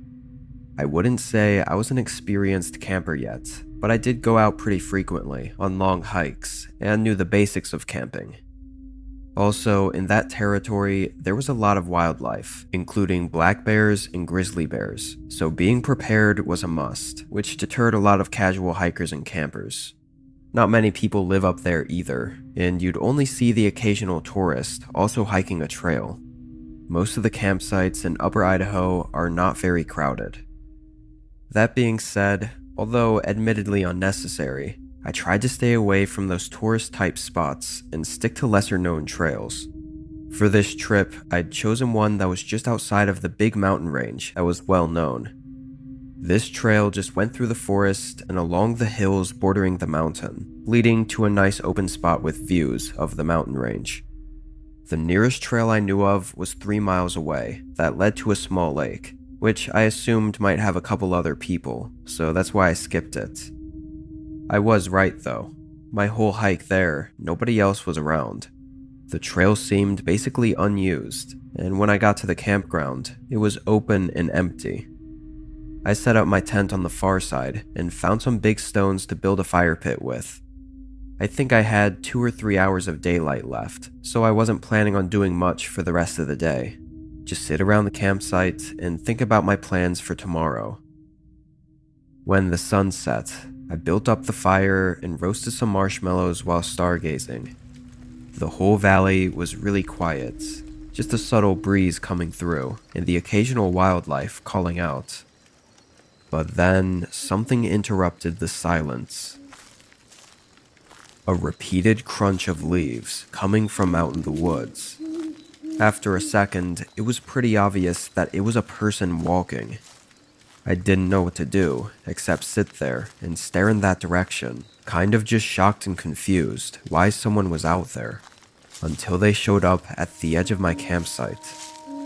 It was a man, but with the shadows from the campfire flickering over them, I couldn't make out much to identify them with. I could see they had a typical camping backpack on, and that was about it.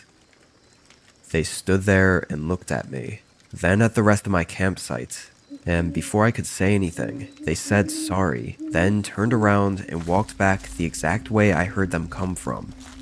Also, the way they said sorry was like they were trying to be quiet. It was just barely louder than a whisper. It was really strange. What were they even sorry for? They had to be looking for a campsite. There's no way they were just walking around at night like that for no reason. It felt really, I guess, unsettling. I didn't feel in danger, but the way they acted was just out of the usual behavior of any hiker I'd ever come across. Their footsteps walked away, turning into the subtle, quiet night it was just moments ago, as if nothing had happened. Despite the unusual interruption, I ended up going back to stargazing and relaxing only a few minutes afterward. I hoped wherever that guy was heading, he'd make it there soon, and safely, but aside from that, I didn't think too much more about it. Several hours went by, or at least it felt like that.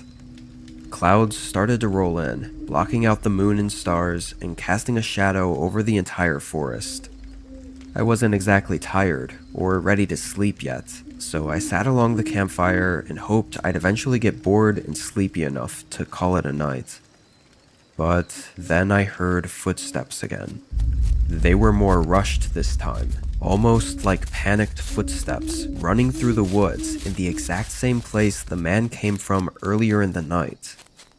I stood up, getting worried as they approached. Then he came into the light.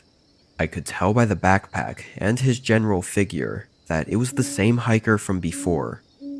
He walked further up this time, enough for me to see him better. He had a medium scruffy beard and oily black hair, along with some signs of distress on his clothes, as well as dirt scuffed over his face. And his eyes were wide, like he was scared, yet his mouth was straight and emotionless. "Is everything okay? You probably should have made it to your campsite by now. It's pretty late." The man stood there, catching his breath, but keeping on guard. His eyes looked over my right shoulder for a second, then back at me. "Are you lost? Maybe I can help," I said. He then muttered no under his breath, saying he was just hiking out in the woods and didn't mean to bother me.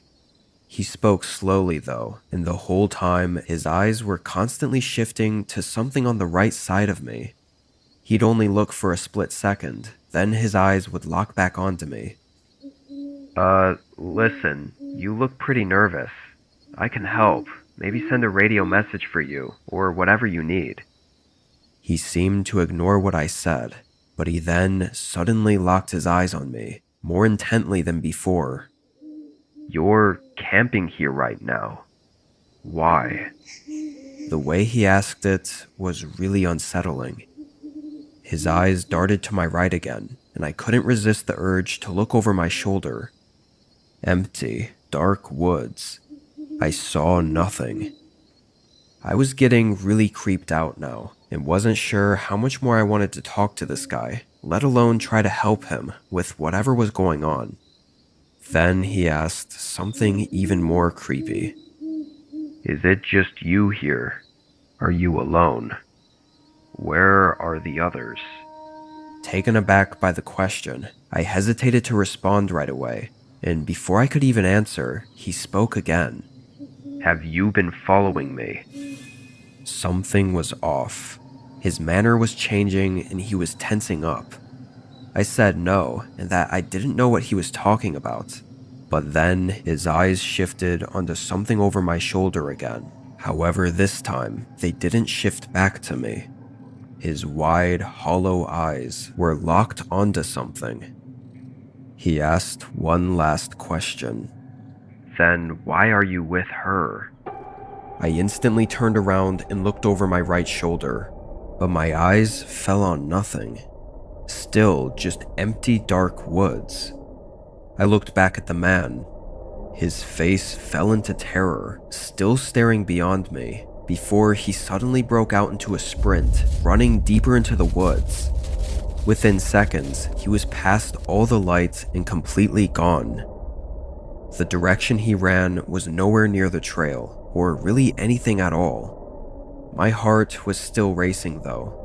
I was looking all around, especially behind me, trying to figure out what the hell that guy was talking about, and what he was seeing.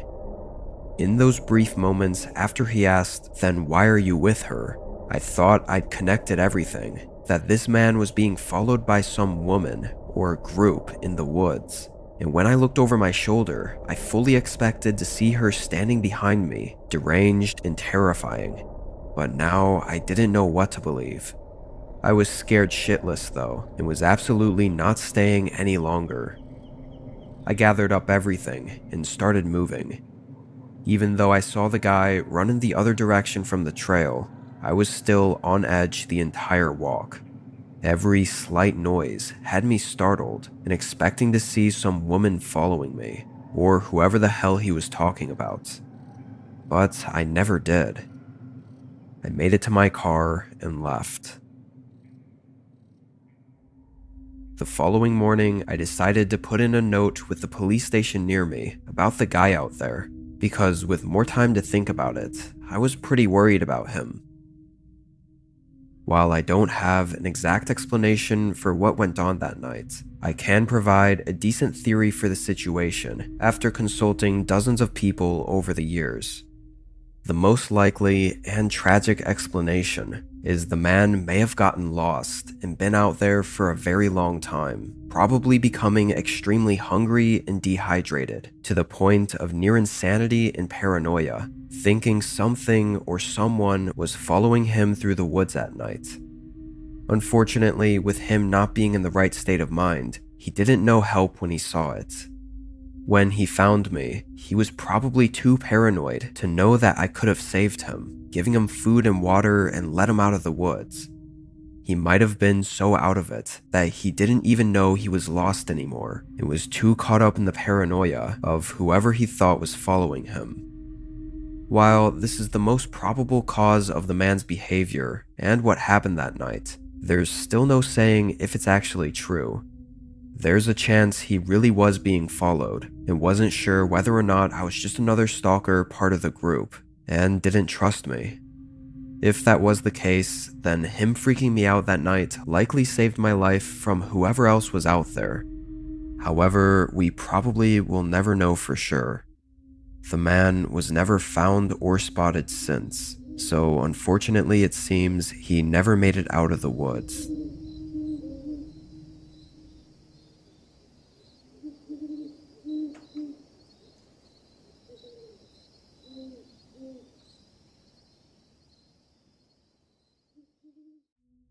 It was the middle of summer, and being an avid backpacker and camper, I'd heard from one of my buddies about old fire lookouts that you could rent. Apparently, they were retired lookout stations, usually in the middle of nowhere, miles and miles into the forest. The one I chose was pretty much the most isolated one I could find. It was easier to rent, having available slots basically through the whole summer, and I liked hiking anyway. There was only a single picture I could find of it though, and it was super old and blurry. So really, I had no clue what to expect of the lookout tower. I knew it was built in the 1950s, so it'd be old. But as far as how much restoration was done to it, I was going in blind. I brought my usual backpacking gear and started the hike at 9 a.m. There wasn't much out there as far as views go. Not for the first few hours. It was just very dense, harsh forest terrain. The trail wasn't even much of a trail anymore, just a very rough path. After 5 hours though, I finally got a glimpse of the lookout tower. It was far in the distance still, sitting atop a mountain. It looked very small and wasn't one that was high up on stilts. It looked more like a cabin than anything. Maybe raised up 10 to 15 feet. There was another hour of trekking before I actually got there. The hike was definitely worth it just for the view alone. Felt like I could see the whole world from there.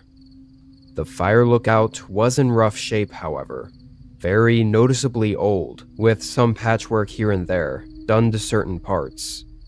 It had a wraparound staircase of 20 or so steps leading up to the walkway that went around the whole lookout, and the inside was entirely empty. It wasn't glamorous, but honestly, it could have been worse, and to have this view, I'd take it any day. With a few hours of sunlight left, I tossed my bag down, made some food, and relaxed on the outer ledge. It was real quiet up there. Just the sound of birds and wind. I was pretty beat from the hike up, so after the sun fell past the horizon, I threw my sleeping stuff on the wooden floorboards and laid down. It was only around 8, so even though I was exhausted, I couldn't quite fall asleep as fast as I wanted. I think 30 to 40 minutes went by. Then I thought I heard something outside the lookout tower. Before I could even get up and look, there were clear footsteps coming up the stairs. I hurried out of my sleeping bag and up to the door, which notably had no locks on it. A few seconds later, a man came around the corner. He was older, say late 40s, and had longish blonde hair. Somehow, he wasn't startled when he saw me, almost like he knew I was already up here. "Great place to stay a few nights, isn't it?" he said, grinning and walking up closer to me. I agreed, still a little nervous, and mentioned I booked it for the next 3 nights. I was already a little put off though, because I knew there was nothing else around here, so him being here while I was also here was really strange. I asked if he was camping around here. "Actually, I was hoping to be staying here tonight," he said, again with a grin. I wasn't sure how to respond to that, but I ended up just saying sorry. Well, it looks like you've got enough room in there. I mean, it's just you here, right? After hesitating for a second, I lied, saying a friend of mine was just a few minutes out, and that unfortunately we couldn't let him stay here with us. He looked at me, grin fading from his face, and didn't say anything for a moment, then nodded and started to leave. It wasn't until he turned around to head back down the stairs that I noticed he didn't have a backpack. No gear at all. Surely he had to have left his pack somewhere nearby. Couldn't see why anyone would be this far isolated without any camping gear, even if they were planning on using the fire lookout as a shelter. I got some uneasy feelings about that man, so I stayed up a bit longer and just stared at the forest below the lookouts. I did end up getting really sleepy though, and got back in my sleeping bag and passed out. I woke up in the morning, feeling better and spending the first hour making coffee and enjoying the view. When I headed down from the lookout though, there was a note attached to the wooden railing at the bottom. It was just a piece of paper with the word sorry written on it, with a smiley face next to it. I assumed it had to be from the guy, but if he put this here, then he must have come back sometime in the middle of the night while I was sleeping. I immediately felt really unsettled just thinking about it. The fact he even left a note was just weird. Despite the strange occurrence, I decided to go for a walk. Maybe it was to also scan the area for any signs of the man still being around, because clearly he didn't leave when he should have. I wandered around the forest, down the hill from the fire lookout. There wasn't much to see though. It was all the same dense forest that I'd hiked up through the previous day, and I didn't notice any campsites or things left behind. I went back to the lookout and enjoyed the peace and quiet for the rest of the day. I stayed up much later than I did the night before. I had this small battery-powered lantern that I hung up on the wall so I could see a little better, and I just sort of existed. I thought about whatever and stared out at the darkness beyond the lookout, only slightly being able to make out the outline of the mountains. I want to say I didn't start getting ready for bed until nearly midnight. Could have even been 1 a.m. I set up my stuff, then grabbed my lantern and headed down the steps to the forest to take a leak real quick before bed. I walked up just to the edge of the tree line, but as I got there, I saw something move in front of me. Just a glimpse of something shift out of the dim light from my lantern. I froze for a second, then held it up further forward, although it didn't help much. "Someone there." The silence that followed my voice made things even more eerie. I basically ran back to the lookout. It didn't feel much safer in there, though. Windows covered every inch of the walls, and like I mentioned before, the door didn't even have a lock on it. Part of me really wanted to leave, but heading out now while it was pitch black out, and with the trail being nearly non-existent, would probably be worse than just staying put. I kept the lantern hung up on the wall and looked out the windows at the forest below. It was really eerie knowing that with the light, if someone was out there, they could probably clearly see me in the window. Meanwhile, all I saw was darkness. I could see the bottom of the stairs though, so that's what I was focusing on, making sure nobody tried to come up. The longer I stayed there watching, the more this sense of unease started to fill my body. I didn't know what I was going to do, but I decided to pack up my stuff. At least then I could make a run for it if I had to. As I stuffed my backpack, I would stop every 30 seconds and go back up to the window to look out at the stairs, then continue packing, repeating this over and over until I finally got everything in my bag and ready to go. I set it up against the wall, then went back to the window. There was a man at the bottom of the stairs. He was standing right at the first step, staring at it, like he was just waiting there. I could only see part of him through all the railings, but I was sure it was the same man from yesterday. He had no backpack on and looked about the same height. I was beyond terrified. Why was he back? And why was he just standing there motionless at the bottom of the steps? What if he decided to come up again? Everything was making my mind race. I must have been at the window watching him for 2 whole minutes before the man finally moved. He took a couple steps back, pausing for a moment, then walked off. The way he went, though, was blocked off from me by the walkway, so I lost sight of him. And if he did keep walking in that direction toward the forest, it was too dark for me to tell. In the moment, I felt sure the man was stalking me, or at least keeping watch of me, and creeping up too close for comfort, especially in the middle of the night. It could have just been my gut telling me something, but I felt like if I stayed any longer, something really bad would happen. I waited a few minutes, then I grabbed my bag and quietly walked down the steps and to the surface below the lookout tower. I can't even describe how unnerved I was walking away from the tower and into the dark forest, knowing there was a chance the guy was still watching me and possibly following me into the trees. For that very reason, I kept my pocket knife open and in my hand the entire time.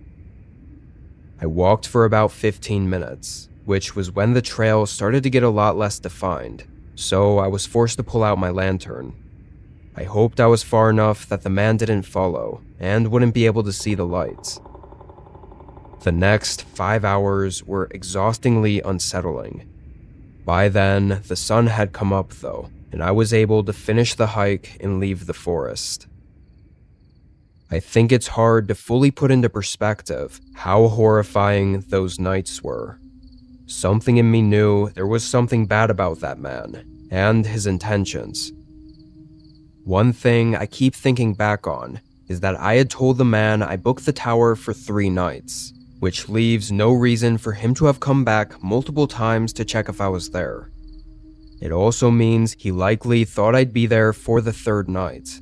So had I not left early and actually stayed for the 3rd night, things might have taken a much more disturbing turn.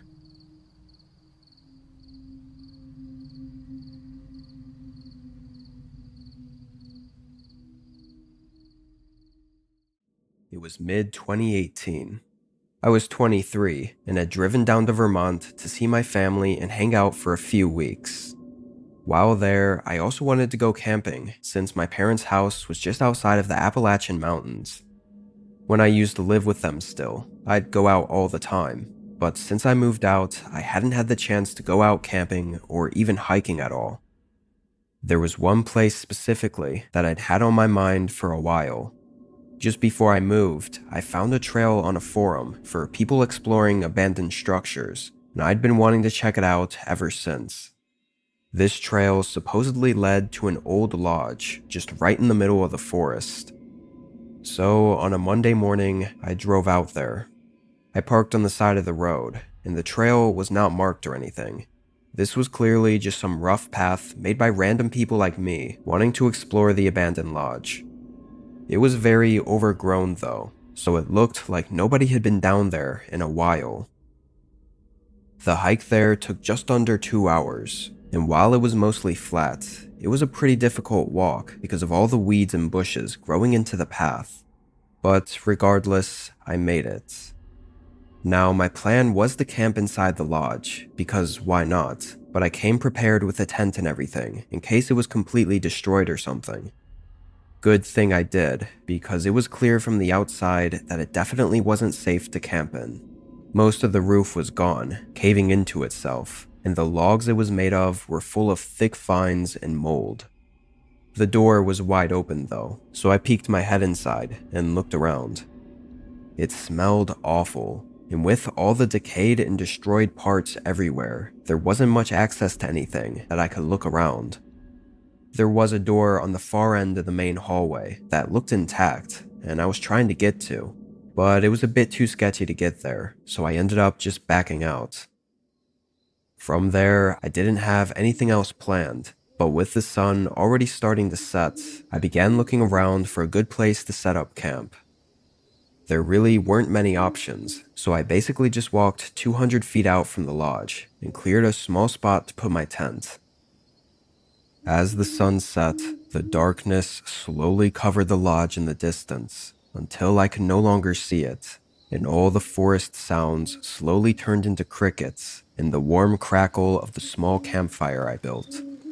I really wanted to stargaze, but the spot I was in had trees towering over me, blocking most of the view, plus it was partially cloudy. So I just sat there, throwing sticks into the fire and thinking about whatever came to mind. Until I heard something. I don't really know how to describe it, but it was pretty loud, maybe like wood bowing or bending. And even though I couldn't see the lodge anymore, the sound came from right where I knew the lodge was sitting in the dark.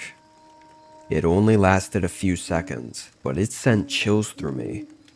Maybe it was just the old wood bending and creaking in the wind, or maybe it was something else. I sat and listened for a while, like 30 minutes, without hearing anything else. It was only an hour or so into the night, but I knew if I didn't check on it now, I wouldn't be able to sleep later. So I figured I might as well go look around while it was still early into the night. I fueled up my campfire with some more sticks before leaving, so I wouldn't have to rebuild it. Then I grabbed my small LED lamp and walked in the direction of the lodge. After only a minute of walking, the structure faintly showed up in the light. It was as creepy as expected. I walked up to it cautiously, passing by a couple destroyed windows and holding the light up. Inside, it was extremely dark. Even with the light, it felt like I could barely see anything. When I got to the door, I was startled for a moment. It was closed. I'd been here less than 2 hours ago and left it wide open. Then I noticed something else. There were scratches, like from nails or maybe a knife, all along the front face of the door. I didn't notice them last time, so I wasn't sure if they were already there or had just happened and were maybe the sound I heard. I debated for a second whether or not I even wanted to try opening it, or if I should just leave. But it was all for nothing, because when I eventually decided to open it, I couldn't. It felt like something was holding it shut from the other side. I got really unsettled and didn't stay any longer. I backed away from the lodge and rushed back into the woods toward my campsite. However, I immediately noticed something was wrong. Aside from my lantern, there was no light coming from the forest. I started to hurry, hoping I was still going in the right direction. Luckily I was, and a minute later I made it back to my tent. A column of smoke filled the air above what was my campfire, as if someone had just abruptly put it out while it was still burning. I looked around, just standing there holding my lantern up, barely able to see anything in the trees. "Hello? Hello? Who's out there?" Nobody responded. Starting to feel chills run through me again. I knew it was only a 2-hour hike back to where my car was, so I quickly decided to pack and head out. I took down my tent, and as I shoved the few remaining things into my backpack, I heard something nearby. I stopped for a second and held up my lantern, but still saw nothing. It sounded like someone was laughing. It was quiet, and not like someone laughing with their friends or anything. It was a single person, softly laughing under their breath as they watched me from behind the trees in the dark, like they were insane. I hurried up, leaving scraps behind and booking it to the trail. With my crappy lantern, it was really hard to follow the path, but I did the best I could. Several times I stopped, thinking I heard that soft laughing and worried I was being followed. But whoever it was stalking me out there, they were blending in with the dark perfectly, as I never once even caught sight of them. I got back to the road, getting in my car and driving away. I look back at that experience 7 years later as the single most disturbing and horrifying experience of my life. I don't think anyone can truly understand the feeling of helplessness I felt being out there in the forest in the middle of nowhere at night and stalked by some insane person. Maybe they set up home in that abandoned lodge. I really don't know. But from everything I saw and experienced there, I don't think anyone should go back to find out.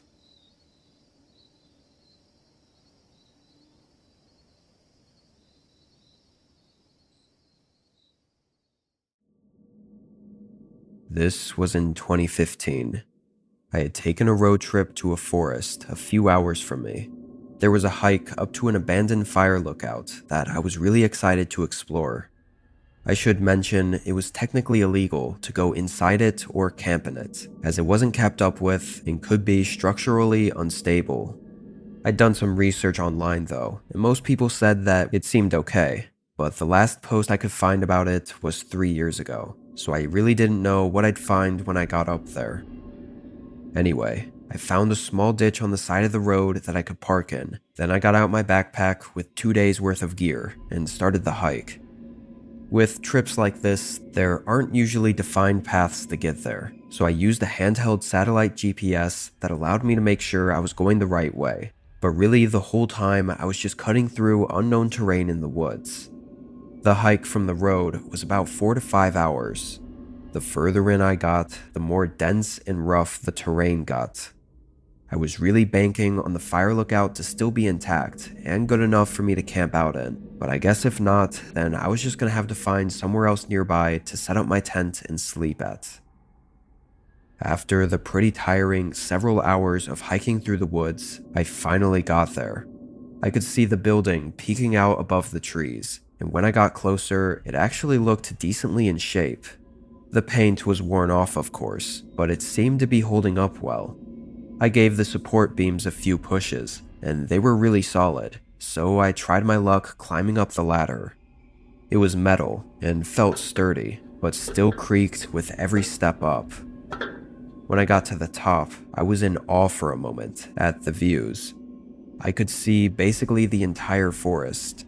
There were no buildings or roads or houses for miles in all directions. It was just the woods. After taking in the view, I went around the ledge and inside the lookout. It was really small, not like one of those big ones that you see get turned into Airbnbs or whatever. This was just one room, maybe 150 square feet. It had a decaying bed in the corner and an old wooden desk in the other corner, with rotting windows spanning the entire wall. There wasn't too much else to look at in there, so I put my bag down and rolled out my mattress and sleeping bag, then heated up a meal on my mini camping stove. Once the sun was setting, I walked out to the ledge and watched it. It was by far one of the best views I'd ever seen. I felt like it went by quick though, and then it was just darkness. It was cloudy out too, so no moonlight or stars were lighting up the sky. With nothing else to do though, I stayed sitting out on the ledge for a while. It was probably an hour into the night when I saw something below me. There was a light moving around in the trees. What was strange about it though was it wasn't like an artificial light. It had this orangish hue and was kind of flickering, kind of like a campfire would, which led me to believe it was a torch. It was moving between the trees in the forest, not too far from where I was. The chances of someone else being out here at the same time as me in such a remote part of the woods were really slim, given there wasn't even a trail to get here. Also, traveling around at night without a normal flashlight and using a torch was pretty odd. I watched as the light moved under the trees for a while. Then it went behind something where I could no longer see it. For the next 30 minutes, I never saw it appear again. I still stayed out on the ledge though, taking in the calmness and quietness of the night. Eventually, the wind started to make it a bit cold, so I stood up to take in one last view before heading inside. When I looked below the ledge though, someone was there. They were standing at the bottom in the grassy area between the fire lookout and the woods. It looked like they were looking directly up at me. Maybe it was the person with the light I saw earlier. Hello? I called out. I didn't know what else to say. They didn't move or say anything back to me. It was just this strange 10 or 15 seconds of looking at each other before they lifted up their hand, like in an acknowledging way or apologizing. Then they turned around and walked into the woods, still with no light on. Obviously, that was incredibly creepy and eerie, but for some reason in the moment, I felt so sure that it was just another hiker wanting to stay on the lookout. It was probably just looking up, trying to see if anyone was inside already. Why he hesitated to respond and only lifted his hand up, I don't know. I stayed outside for a little longer, but not seeing anything else, I went inside and got my sleeping bag to warm up. It was a little bit hard to fall asleep because of the wind hitting the windows and the wooden beams creaking under me, but eventually I did manage to pass out. It's hard to really know how much time passed, but when I woke up, the wind had settled down and it was still very dark outside. I opened my eyes, wondering why I was suddenly awake, but then I heard a familiar sound. The soft metal creak of the ladder outside. I sat up, thinking I must be mistaken, but then I heard it again and again. Someone was climbing up the ladder. I couldn't tell how far up or down they were. I could just hear the hinges at the top of the ladder creak with every step up they took.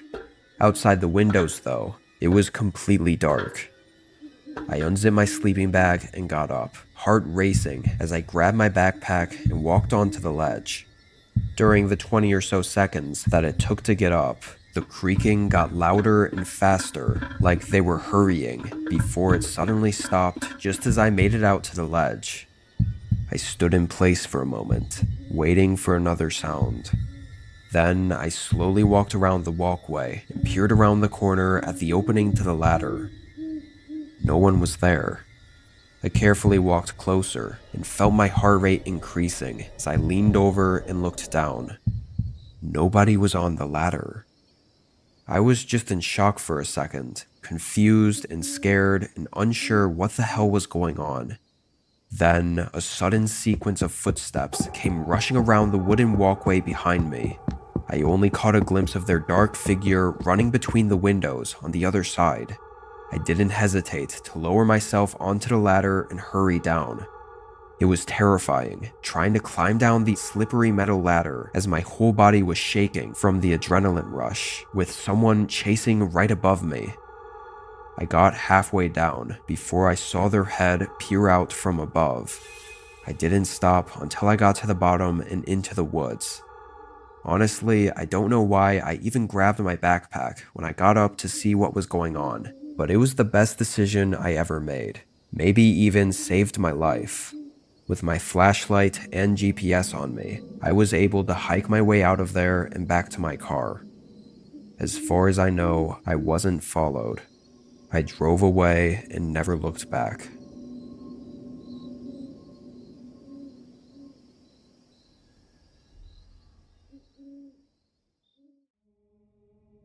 I was going on a camping trip with my best friend. I'm gonna call him Henry. We'd done a few trips before, but we still mostly considered ourselves new to it. We hadn't done anything too crazy up until this point. Usually we'd go to local campgrounds that had other people around, but we thought we were confident enough to do something more adventurous. Both of us wanted to camp at an actual campsite that was cool, with a view and further in the forest. You know, like real camping. We did some research and found a place about 3 hours from us. It was a 4-hour hike into the forest, and it only had a couple pictures from previous campers. so it didn't seem like it'd be busy. We drove down there, prepared for 3 days. There was a very small dirt area on the end of an otherwise unused road in the middle of the forest. Nobody else was parked there. The trail looked like an actual trail, or at least it looked like it was one at some point. It hadn't been kept up with, so some parts were overgrown and weathered. I mean, it was in the middle of nowhere, it seemed, so I wasn't expecting the most taken care of trail, but this looked like it was abandoned for years. Still, we kept walking. It thinned out as we got further into the forest, but around mid-afternoon, we got to the campsite. It was no more than a grassy area on top of a small hill, but it had a decent overlook of the forest and was very secluded. Nobody else was there, and from the looks of it, nobody had been there in a long time. We set up our tents and got everything unpacked. Henry was taking a bit longer than me, so while I waited, I walked up to the overlook and just enjoyed the view. While I was there, I noticed something move in the trees below us. It was really hard to see through the dense branches and leaves, but I barely caught a glimpse of a group of people walking, maybe 4 or 5 of them. I was so surprised to see other people out here, especially not on the campsite.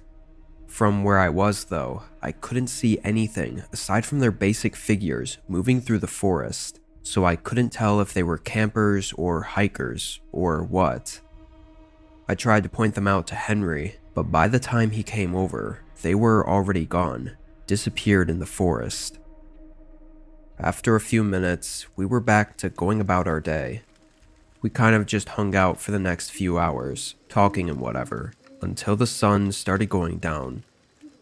We built up a small campfire and sat around it.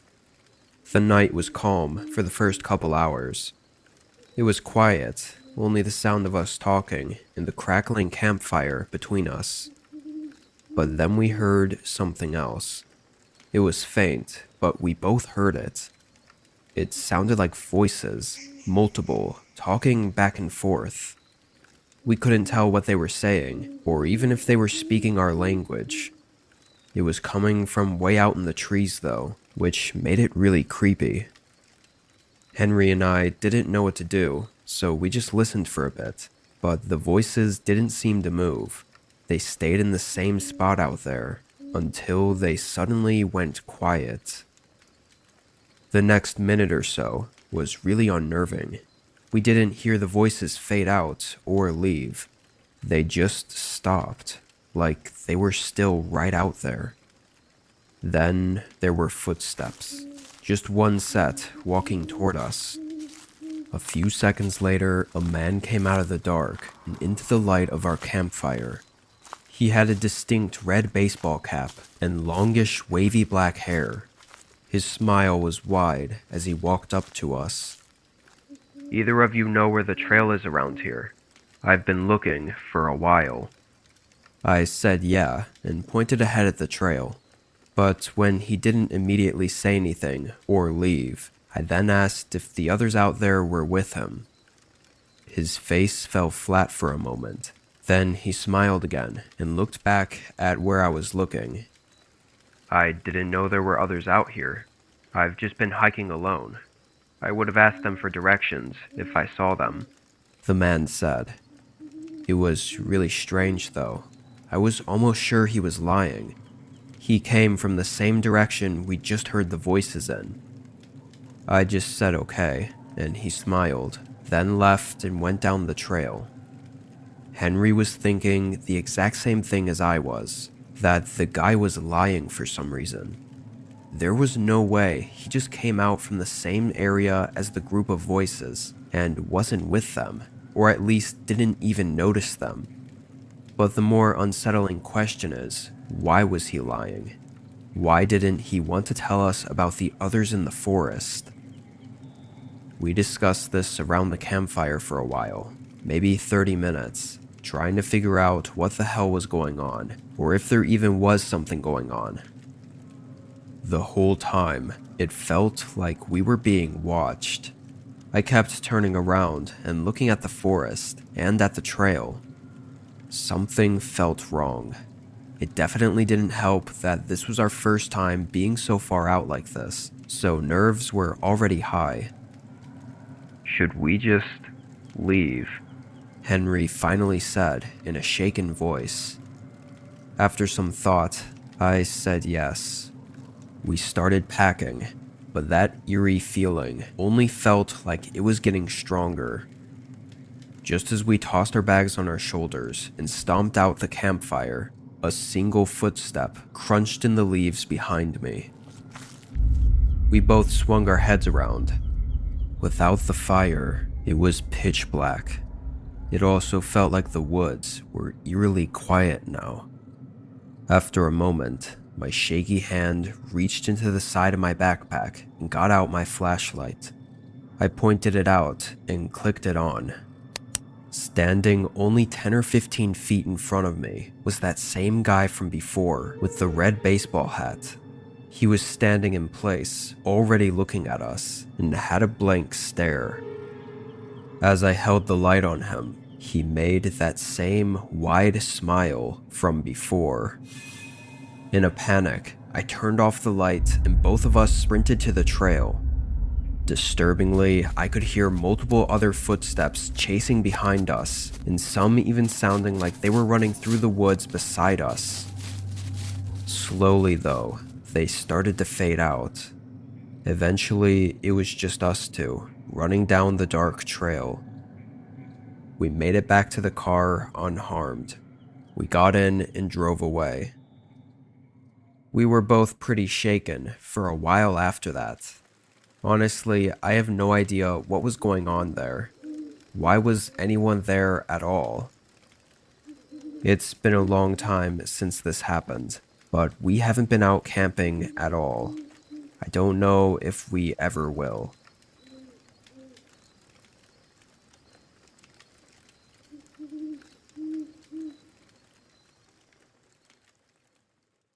This was in 2019, when I was 21. I was spending the summer at my parents' house, and figured I'd go camping in the woods in their backyard while I had the chance. This was a pretty impulsive trip.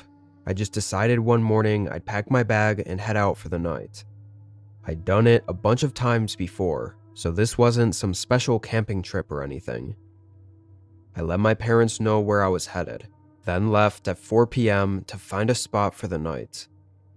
I walked for a good hour before finding an open area that looked nice enough. I got my tent set up, cleared out a space, and lit up a small campfire. It was really cozy, and the sun slowly setting made it even better. Exactly the kind of night I was hoping for. But it really didn't take that long for it to get interrupted. The sun was just about to pass the top of the trees when I heard a voice. A male voice, sort of muttering or talking. I almost felt like it was echoing a bit though, because it was hard to pinpoint exactly where the voice was coming from. It was also dark enough where the shadows from all the trees made it really hard to see much of anything. I probably should have mentioned these woods behind my parents' place were pretty vast and unexplored, as in there were no trails around here. So running into someone would have to be very coincidental. I thought they'd likely just pass by and that would be the end of it, but I continued hearing the voice for probably 5 minutes, which was long enough that it seemed they weren't just walking and were maybe staying near me on purpose. Eventually, I called out, just yelling hello to see if they'd respond. But before I even finished speaking the word, the voice cut out. The forest was now silent. I felt really uncomfortable and ended up calling out again. No voice or response. Now I was a little more on the creeped out side. With only 20 or 30 minutes left of the thin layer of sunlight, I decided I would just move spots. No need to stay there and be creeped out all night and let it ruin my experience. Within a couple minutes, I was heading back into the trees and looking for another place to call home for the night. I didn't have as much luck though. 15 minutes in, with the fading sunlight rushing me, I decided to just settle where I was, basically just among all the trees. It was a good thing I did though, because by the time I finished setting up camp, there was no light left. The sun was fully down, and the woods were dead silent. I found it calming though, knowing I'd be able to hear if that guy came back around, for whatever reason. I built up another small campfire. I enjoyed the warmth for a while, before grabbing my snack bag and taking out some stuff to make s'mores. I got a small stick and stabbed a marshmallow on the top and held it over the fire. I don't know what it was about it, but roasting a marshmallow over a campfire is just one of my favorite things to do. It helped get my mind off of things. I made a few s'mores and hung around the fire for a good long while, several hours at least. It was pretty late by then, and I was letting the fire begin dying out. It was still somewhat bright, but only half as much as it was before. But then I heard the crunch of leaves behind me. I thought it sounded like somewhere to the back left of my campsite. It was completely dark though, and once I was looking over there, whatever it was had stopped moving. Again, I called out. Honestly, I wasn't expecting much, considering how last time went. But a few moments later, a man stepped out of the woods and into the light.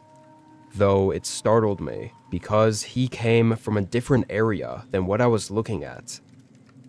Didn't mean to scare ya. He said with a smile as he casually walked up to the fire and sat next to it. He held his hands out to warm them by the fire. He acted as if he were supposed to be there, or like he knew me or something. Can I help you? I think you're at the wrong campsite, I said. No. I didn't know which part he was saying no to, but either way, it was an unsettling response to not add anything to.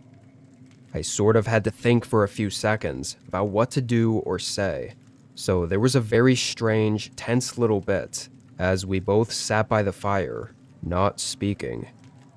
It got so tense that I sort of just asked whatever came to mind, which in hindsight, I probably shouldn't have. Do you happen to be the one I heard talking out in the trees around my other campsite earlier? The man stayed looking at the fire, but his face visibly fell flat. Must have been someone else, He said with a much colder, monotone voice. Something was extremely off about all this, but I still didn't know how to get out of it without risking causing trouble. Before I was able to think too much about it, a stick cracked behind me. I looked back. It was from the same spot to the back left of the campsite. My heart sank. The man wasn't alone. Someone else was here. I turned and looked back toward the campfire. He was staring at me. To be perfectly honest, I don't even remember whether he was smiling or angry or what, because all I remember was the intense, cold, and dead look in his eyes. I instantly sprung up from my chair and made a dead sprint into the trees. I heard one of the men say something, clearly talking to the other in frustration, and momentarily I heard footsteps running up behind me.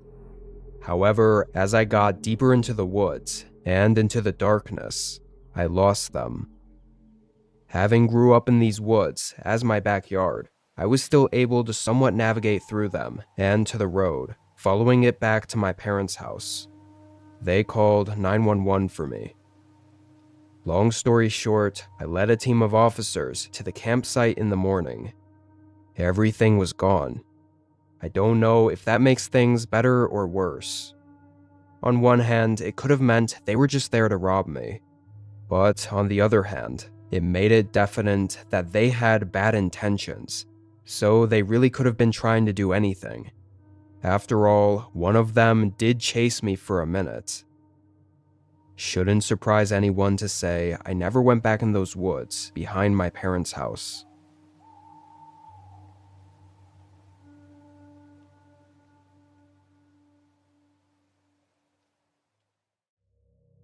This was last year in the summer. I was out on a trail backpacking to a small camping spot with my dog Rocky. He's an Australian Shepherd, so a medium-sized, really smart dog that comes with me everywhere I go, always loving running around and hiking through the woods. This place we were headed to was one I'd been to 3 or 4 times before. I loved it because it was isolated and never had anyone else, so Rocky could be free to run around off-leash and enjoy himself. The campsite was 8 hours down trail, so by the time we got there, it was just an hour or two before sunset. The campsite itself wasn't anything special or picturesque. It was just a small opening with nothing but trees all around. I found it calming and nice to hang out in, and safe for me to let Rocky roam around while still being able to keep an eye on him. I tossed my pack down and started to set everything up, which is when Rocky usually does his little patrol around the campsite. I saw him sniffing around and go a little ways into the woods, while I continued to put our tent up, then unpack the rest of the things into the inside of the tent. About 15 minutes after arriving, Rocky came back to the campsite, but he was acting strange. His tail was down, and he came right up to me, then turned and faced the direction he just came from, looking out into the woods. I almost never see him act like this, unless there was a thunderstorm or something he was afraid of. I stood up and looked out where he came from, but saw nothing.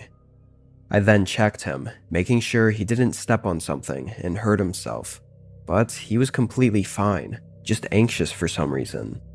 It was pretty off-putting, especially from a smart and capable dog like Rocky was. I kept on the lookout as I finished setting up the camp and getting the campfire built. As I did, Rocky never left my side, not to explore or anything, just followed me around and kept his eyes on the woods. I will say, every time I looked back to check the woods, I felt a strange, uneasy sense, like I was being watched. I put it off as Rocky just making me nervous, since I didn't actually see anything, but it never really left my mind. I got the campfire going just as the sun fell past the top of the trees, covering the woods in a dark shadow. It was quiet, as it always was, but I didn't feel as calm as I usually did. I figured I wouldn't though, because of Rocky's unusual behavior, but hoped tomorrow things would be more normal and we could go back to enjoying our time. For the night though, I just tended the fire and hung out with Rocky beside me, listening to the sounds of the forest. But then, just about an hour past sunset, Rocky suddenly perked his head up and froze. He stared anxiously out at the trees, ears up and tail between his legs. I looked out, but the darkness engulfed the area, making anything past 20 or 30 feet completely concealed. He started quietly whining, locking his gaze at the darkness behind the trees. Trusting him that something was wrong, I grabbed my flashlight and pointed it out there. Not seeing much, I started to walk a little further in. Rocky followed closely behind me. I didn't want to venture too far away from the campfire, but from the maybe 50 feet I walked out, I saw nothing in the woods. We went back and sat down. Even though I didn't see anything, I knew Rocky wouldn't be doing this for no reason. But it seemed most likely, and I guess I just hoped, that it was just an animal of some kind, walking around the area. We weren't in bear territory, but I still carried bear spray on me, which would work on any animal, so I wasn't too worried for our safety. Rocky stayed on high alert all night, but didn't have any more sudden moments, and a couple hours later, we got in the tent and went to bed. I could tell Rocky was tired, probably from all the anxiety he was going through, and I was glad to see him close his eyes and fall asleep within 15 minutes.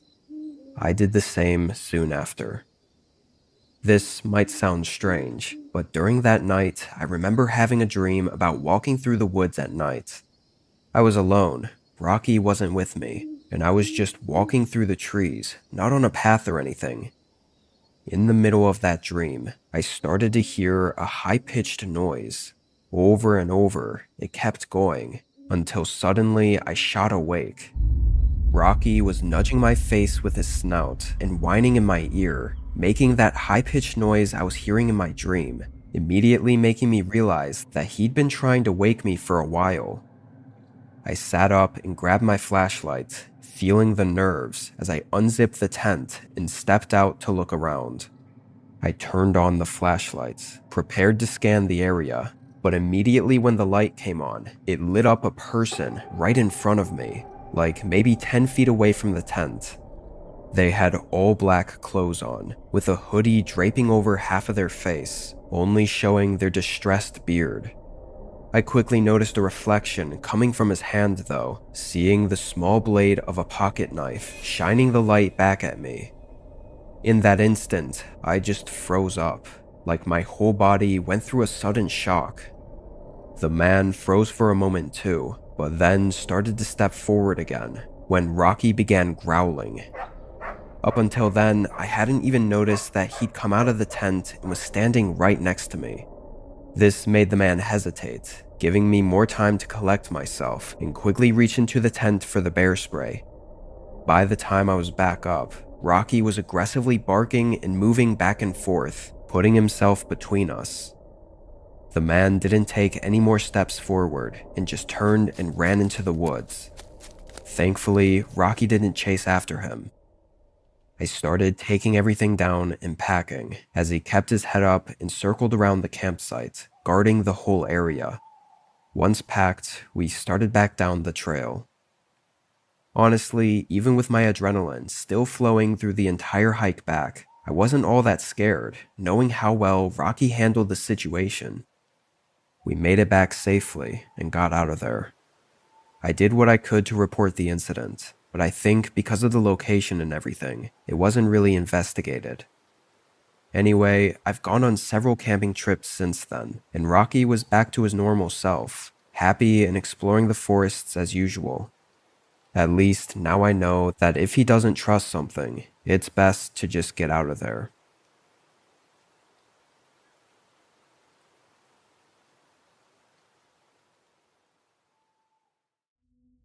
I was hiking to a fairly well-known overlook just outside of Glacier National Park in Montana. It definitely wasn't as great as any of the views within Glacier National Park, but it was just a normal trail with no rules or anything. Also, it was just before winter, which around here is off-season for most hiking and camping, which meant nobody would be out. I didn't mind the cold, so it was nice to have the trail and the overlook to myself. I finished hiking up there at just about 5:30, so it took nearly 6 hours. Pretty much, there was this large grassy opening on top of the mountain with a couple stone circles for making campfires and setting up camp around, and a little further up was a stone cliff that provided a view of the whole valley of mountains and forest. You could actually probably see Glacier National Park from there on a good clear day. Anyway, as expected, nobody else was at the campsite or at the overlook. I set up all my stuff by the stone circle closest to the overlook and made myself a quick dinner, then went to sit on the edge of the cliff to watch the sunset. I will say there was a bit of a drop below the overlook, which was kind of daunting at first, but the sun setting over the mountains made me completely forget about it. I sat there and watched it for a whole 30 minutes, until it passed the horizon and got dark outside. Feeling good, I got up and turned to walk back to my campsite, but almost jumped back when I saw a man standing right behind me in the bushes near the edge of the forest. He was looking right at me, but what made it really creepy was as soon as I saw him, he just turned around and left right away. I couldn't see much of him since it was pretty dark out, and he was in the bushes, but the man had no backpack on, so I thought he must have gotten to the campsite just after me and set up his stuff already. From where I was on the overlook, I could really only see my setup and none of the other parts of the campsite. But when I got closer, I still didn't see anything else. And the way the guy went into the forest was not in the direction of the campsite either. I thought it was really weird, but went on with my night. I put some dry sticks into the stone circle and lit up a campfire, then set up my mini camping chair and sat by the fire. I didn't have much else to do that night. I honestly had no plan for this trip. I just wanted to come out here and relax all day and night and enjoy the forest. So that's what I tried to do. Several hours went by. I think it was getting to be around 11 p.m. when I heard footsteps somewhere in front of me. Of course, I couldn't see anything, but it sounded eerily like human footsteps, one after the other, not too far away in the woods. Pretty soon after hearing them, I called out, asking if someone was out there. The footsteps stopped for a moment, like they hesitated, and then began walking again.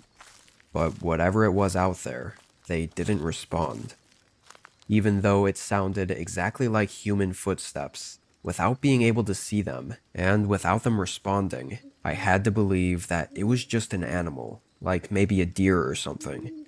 Because if it was a person, surely they'd respond. But also, it made no sense for anyone to be walking around right now. Eventually, the steps faded out though. Another hour went by as I sat by the campfire. I didn't think the footsteps had me too nervous or scared, but they must have, because I was still very awake, like definitely not able to sleep, even though it was past midnight already. After a while, I knew I wasn't going to bed anytime soon, and I was getting bored, so I walked out to the overlook to see if maybe the stars were out. I left the fire going and got up, walking over to the cliff. The skies weren't too clear. However, the moon was shining down enough to cast a glowing light over the mountains and forest. The breeze was calming and quiet, moving across the valley. I stood there for maybe a minute, before suddenly multiple sticks snapped behind me and a bush aggressively rustled. I spun around, seeing that same man from earlier, but he didn't turn away this time. He moved through the bush and started quickly walking up to the overlook. I began asking what he was doing out here, but the guy just talked over me, holding this disturbing fake smile as he kept moving closer, saying random nonsense and keeping from answering any of my questions, or even acknowledging anything that I said. The way he was coming at me was terrifying, and I tried to move to the side, but he was quick to get back in front of me. And suddenly, in the heat of the moment, I realized what was about to happen. He put his hands out and lunged at me, trying to push me over the ledge. Thank God I was prepared for it and had a stable footing, and I was a bit bigger than the guy, so I shoved him back and moved away from the cliff. As he stumbled, I tried to run back to the campsite, but he caught up pretty quick. This time, he didn't try to hide his intent. His face was horrifyingly angry and full of rage. I can't even imagine how lucky I was that this guy didn't have any form of weapon on him, because he definitely wouldn't have hesitated to use it. We wrangled around for maybe 30 seconds, but I kept getting the better of him. The guy was pretty skinny, like he hadn't eaten in a while, but he was just dead set on taking me down. After a few attempts though, he was finally beaten enough to run away. I didn't even try chasing or keeping him pinned. Way out here, it just wasn't worth the risk. I got everything together, put on my headlamp, and left the campsite. I made it about 2 hours back down the trail before my headlamp's batteries ran out, so I set up a mini camp in the woods and waited for sunrise, then finished the hike back. I put a report in and talked to a lot of people about my encounter, but everyone has different thoughts as to what the man was really doing out there. All I know is I could have lost my life that night had I been any less careful.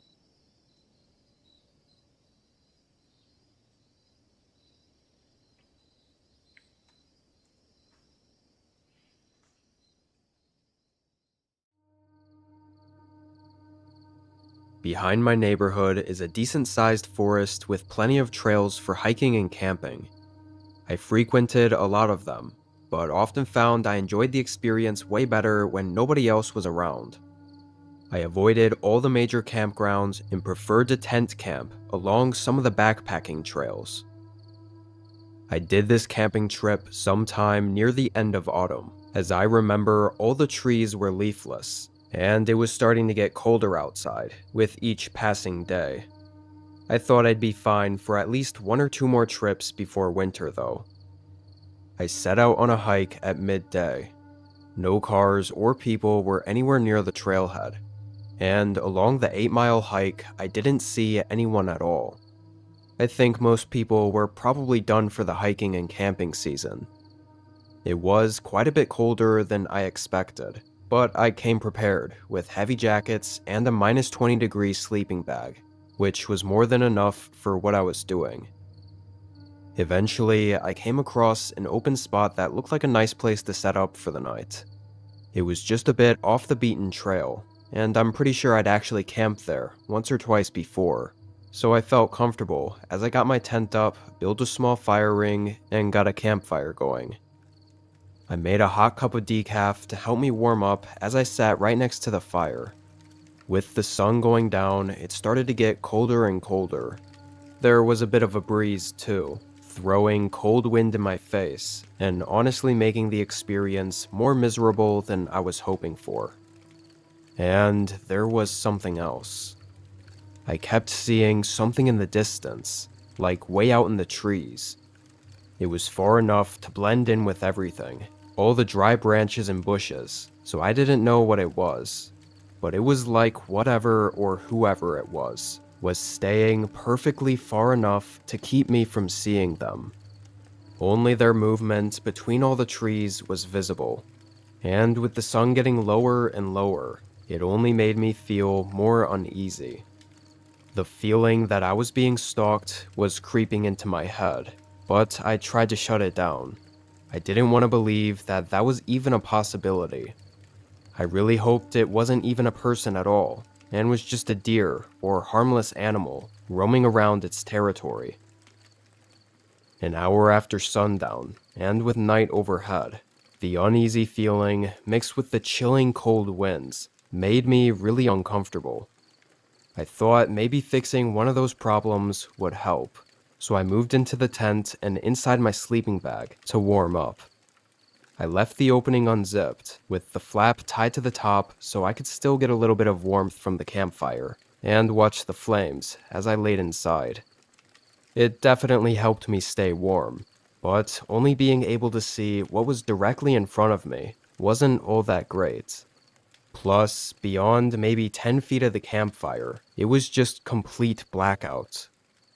I want to say too that I'd been camping for years, so this feeling of being alone in the woods at night wasn't unfamiliar, and yet this was the only time I'd ever felt this way. Everyone always says when you get a bad sense or feel something is off, you should just pack up and leave without questioning it. I was naive enough to think I'd never get that feeling, and even worse, I was stupid not to listen to it. I stayed in the tent, curled up in my sleeping bag and watching the fire. A good 2 or 3 hours went by. Nothing really changed, except it got colder. But as I laid there, I started to hear what sounded like cracking footsteps across the woods. It was coming from behind my tent, the one area I couldn't see at all. I wanted to get up and look, but I sort of froze up, the panic setting in as I let my mind try to think of every possible way that what I was hearing was something other than what it was.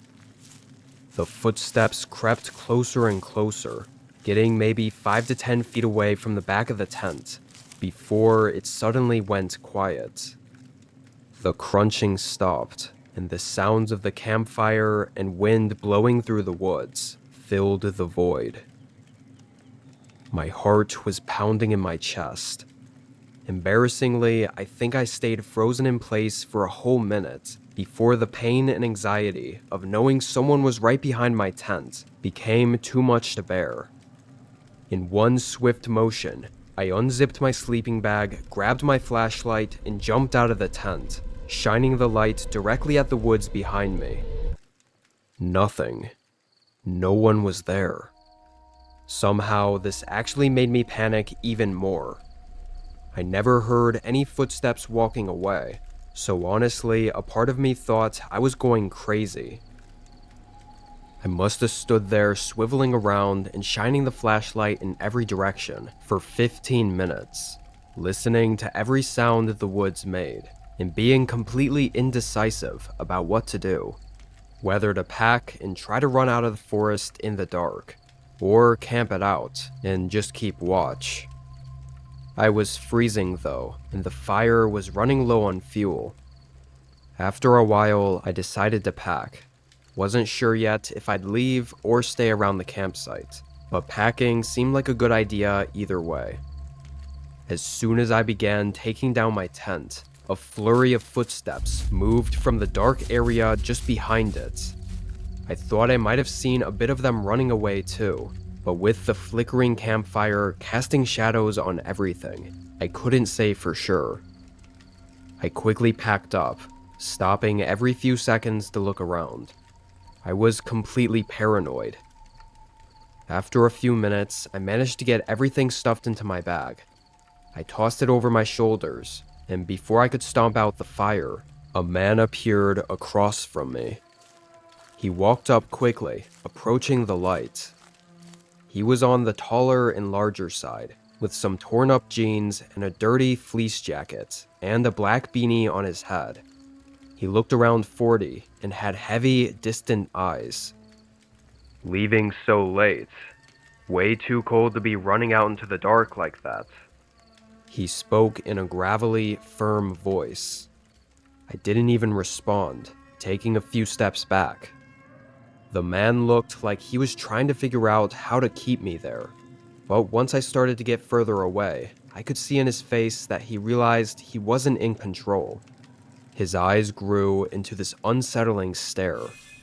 I turned and just started running, straight into the trees. Could barely see where I was going, but I could hear the man's footsteps coming up behind me. After about 30 seconds though, I'd either run too far for him to follow, or he just stopped chasing. I still ran for 15 more minutes, just to be safe and get as much distance as possible. But then I was lost. It was pitch black, and there was no way for me to know which way would take me back to the trail. And even if I went the right way, I'd probably not be able to see the trail in the dark. So I sat up against a tree in the middle of the darkness and just waited. Hours passed as I sat there shivering. The whole forest was silent and still pitch black. I swear though, a couple of times I heard something moving in the distance, out in the trees, like the guy was walking around looking for me still. I just remained quiet and waited for the sun to come up, allowing me to see where I was and make my way back. I made it out unharmed, which I honestly think is a miracle. I think that guy had some really nasty intentions that I narrowly escaped from. He'd likely been stalking me all night, waiting for a moment to do something. Why it all unfolded the way it did, I don't know.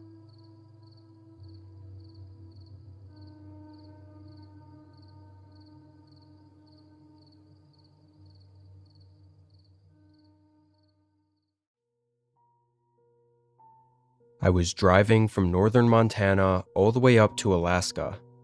I'd converted my SUV into a camping rig and was spending 2 months traveling and camping out of it. And the main goal of those 2 months was to drive the Alaska Highway. This road was famous for a reason though. It went through the western portion of Canada and was very desolate and rough. I knew that beforehand, so I came in as prepared as possible for the journey.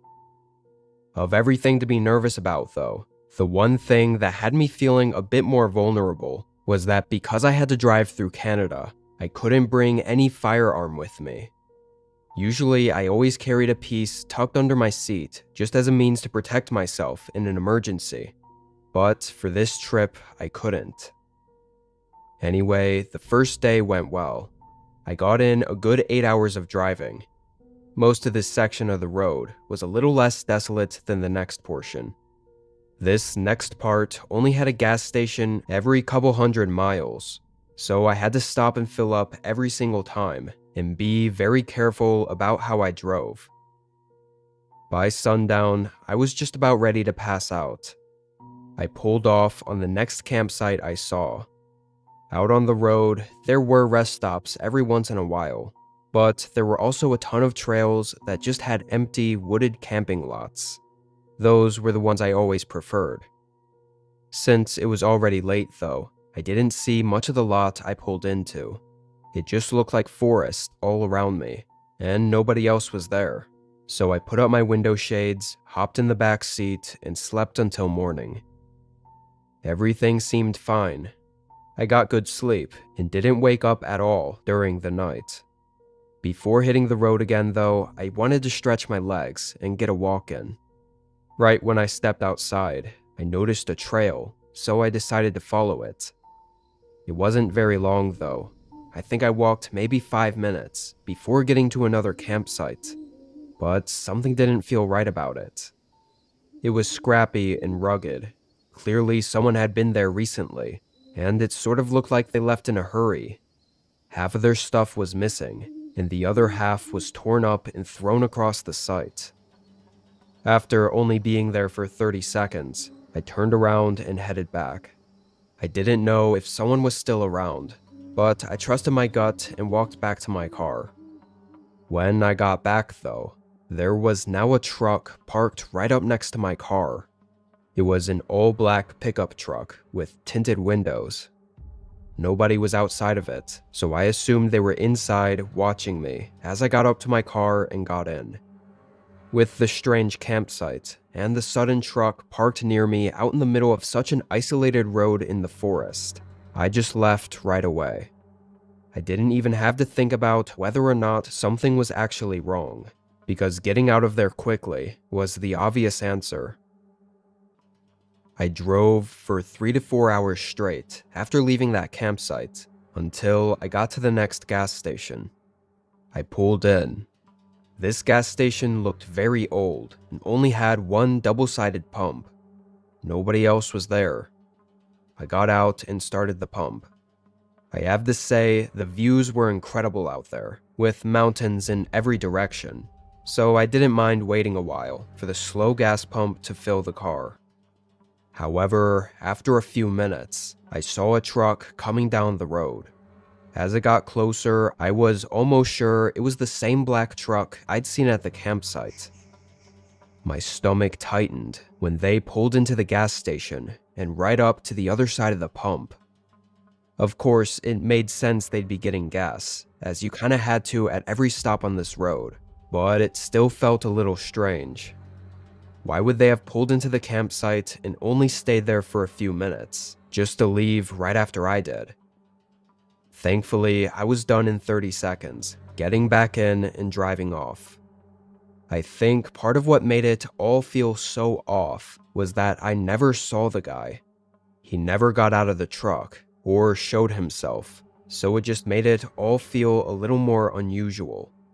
Regardless, I felt good knowing now that my tank was full. I'd be driving non-stop for a while, likely putting a ton of distance between us and getting to just enjoy the scenery. Also, I'd hopefully be ahead enough to find a campsite during the day, so I wouldn't be parking anywhere blind like I did the previous night. I drove a long while, pretty much until I noticed the sun start coming down. Then I found a decent spot to pull off. It felt a little more hidden. The trail sort of nestled away in the brush, and there weren't any signs of anyone having been here recently, so it definitely wasn't a popular place to camp. I felt a lot more safe here than I did before. I really wanted to set up my tent and have a nice outdoor campsite, as it was way more spacious than sleeping all cramped up in the back of my car, but something in me told me not to, just in case. So I just made food outside and enjoyed the nature until sundown, then got back in my car. The next day was hopefully going to be shorter than the last two, and knowing that, I decided to stay up and watch some videos on my phone that I had downloaded. I was there, awake for probably 4 hours. I felt very comfortable there, and was actually really excited to be getting into Alaska tomorrow morning. But then, around 11 p.m., I heard something outside my car. Even from just a second of listening, I was 100% sure it was a person walking. The dry sticks and leaves made it very loud and distinct. I quickly put my phone down and sat up to look out the window, but I was beat to it. A man's face was pressed up against the side window, staring in at me. I could barely see him, but there was no mistaking that that was what I was seeing. I jolted back, losing my breath from the instant fear. They also moved back, disappearing into the void of darkness just past the window. I immediately jumped up to the front seat, seeing the second guy that I'd heard walking, running up to the car. He smashed open the back window just as I got to the front. My adrenaline flowing made it hard to do the simple task of getting my keys out and starting the car. That, on top of also looking back at what the men were doing. One of them was running up to my driver window, while the other was sticking their arm through the broken window to try opening the door from the inside. In the panic, I somehow managed to get the keys into the ignition and turn it on right as he opened the back door. I floored the car. As I pulled out, I passed by that same black truck parked off the path, sort of hidden in the bushes. They had followed me all this way. I drove a mile or so, then pulled off to close the back door that was still hanging open, and to call the police with what little cell service I had. Obviously, out in the middle of nowhere, it took forever, and the men were probably long gone. I never got their license plates, and it was too dark to get any facial features, so it was a lost cause. Despite the horrible experience, I still ended up making it to Alaska and enjoying the rest of my trip after repairing the window. What both of the men were intending to do, breaking into a car in the middle of the woods at night, knowing I was inside, is left to speculation. I prefer to not even think about it.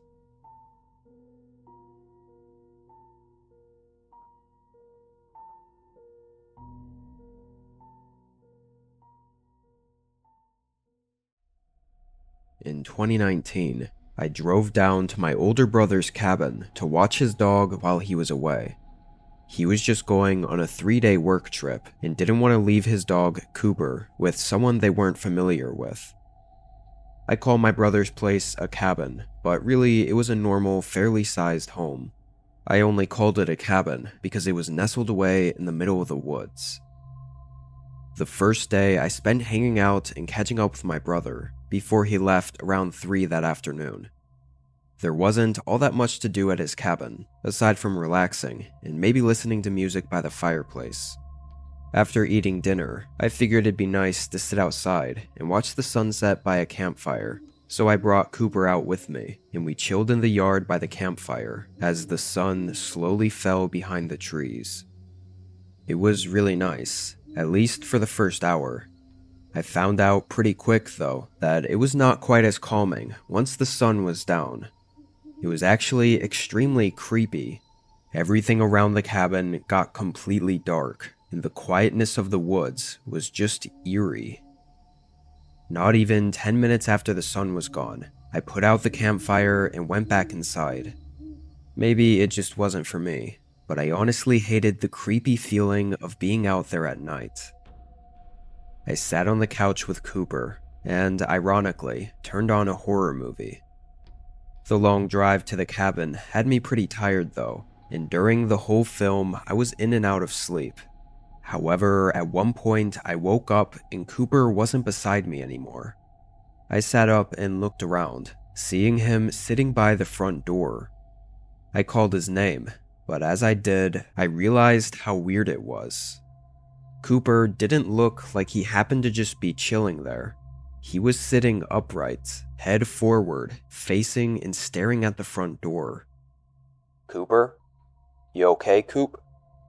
He looked back at me, but only for a second. Then he looked back at the door. I got up and walked over to him, patting him on the side and looking out the peephole of the front door. I didn't see anything.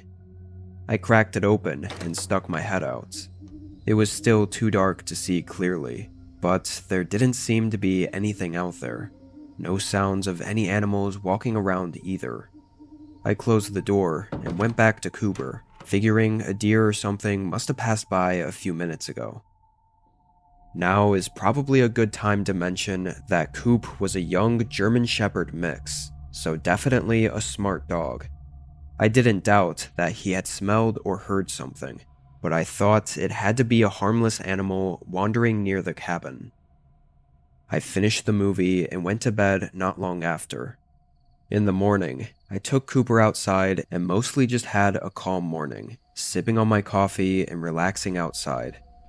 I tried going for a walk, but I was hesitant to go too far out, worried about getting lost in the forest, so I just stayed by the cabin. As the sun eventually went down, I headed back inside to avoid the darkness, and did pretty much the same thing as the previous night. I laid on the couch and turned on a movie. Cooper was laying with me for a while, but ended up wandering the rest of the house to pass the time. Completely out of nowhere though, I heard his loud, deep barking coming from behind me. I jumped up and yelled his name as I hurried into the kitchen. Cooper was standing with his tail between his legs and hair sticking up on his back, aggressively barking at seemingly nothing at all. I tried to calm him down, but even when I got him to stop barking, I couldn't keep him from continuing this low, deep growl. I had no idea what happened or what spooked him. There was nothing in the kitchen. There was only a window above the counters, but it was too high up for Coop to even see out of. I told Cooper it was alright, using a soft voice to hopefully settle him down. Then I led him back into the living room to sit on the couch with me. It seemed like I was just able to settle him down for a moment, before there was a sudden hollow tapping sound coming right back from the kitchen we were just in. Of course, this made Coop start barking again, but this time I didn't tell him to stop, because honestly, I was pretty freaked out. I got up and went back to the kitchen. Nothing was there.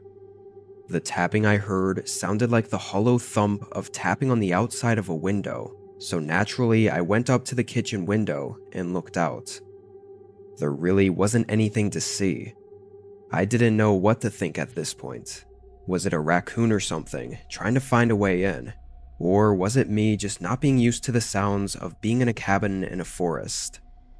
What worried me most was that Cooper also seemed on edge. Like if it were just normal sounds, then why was he freaking out so much? It was getting pretty late though, and I thought maybe moving to the bedroom would help us cool off. There was a small TV in there as well, so I continued the movie and watched in bed. Coop sat next to me, ears up and attentive the entire rest of the night. It was about 11 p.m. when I turned off all the lights in the cabin and started getting ready for bed. I let Cooper sleep in the room with me, so I closed the door and filled up his water bowl, then got in the shower to wash off before bed. Even though there were a few strange instances, I was still enjoying my time at the cabin and was looking forward to getting in bed and waking up to enjoy my last day there. But as I was rinsing off, there were a sudden few thumps against the wall, followed by Cooper barking again. I quickly turned off the water and threw on my clothes, rushing out into the room. Cooper wasn't there, and the bedroom door was now open. Coop was smart, but opening doors seemed like a stretch. I could hear his barks moving further through the cabin. I ran into the hallway and down to the other end, immediately seeing the front door was open. I didn't even have time to think because I saw Cooper barking and running away from the cabin into the woods. Within seconds, he was gone. I could only hear the faint sounds of his barking, getting further and further away. I grabbed a flashlight from the front closet, then sprinted after him. It felt like as soon as I was in the middle of the forest, surrounded by nothing but trees, I suddenly couldn't hear Coop barking anymore. Once I realized that, I stood still and kind of froze up. The forest was almost completely silent, just a quiet breeze rustling the branches above me. Cooper? Coop! Cooper! I called out for Cooper several times, yelling his name and hoping he'd leave whoever the hell he was chasing and just come back to me. I must have been out there for an entire 5 horrifying minutes before I heard leaves rustling ahead of me. A moment later, Coop came running toward me, his tail tucked and this look of fear all over his face, and I could hear quiet whimpers as he stared back at the darkness he just came from. I made sure he followed as I ran back toward the cabin and got us back inside. I called 911, then my brother as I waited for help to get there. Afterward, we stayed in a hotel for the night until my brother got back the following day. Unfortunately, there wasn't much follow-up. Someone was definitely stalking the cabin, likely for the multiple days I was there at least, and had somehow broken in, only to be chased out by Coop once they entered the bedroom. What's happened out there in the dark forest while Cooper was alone, I honestly don't know, but poor Coop was apparently terrified for weeks after that. Thankfully, he seemed to recover though. That was definitely the most horrifying and intense experience of my life, and if not for Cooper chasing them away, I don't know if I'd be here right now. Being over 6 years since then, Coop has gotten older, pushing 10 years old now. I still love getting to see him every time I visit my brother, and even though he's not my dog, I still love him and appreciate what he did for me that night at the cabin, and for keeping my brother safe from whoever is still out there.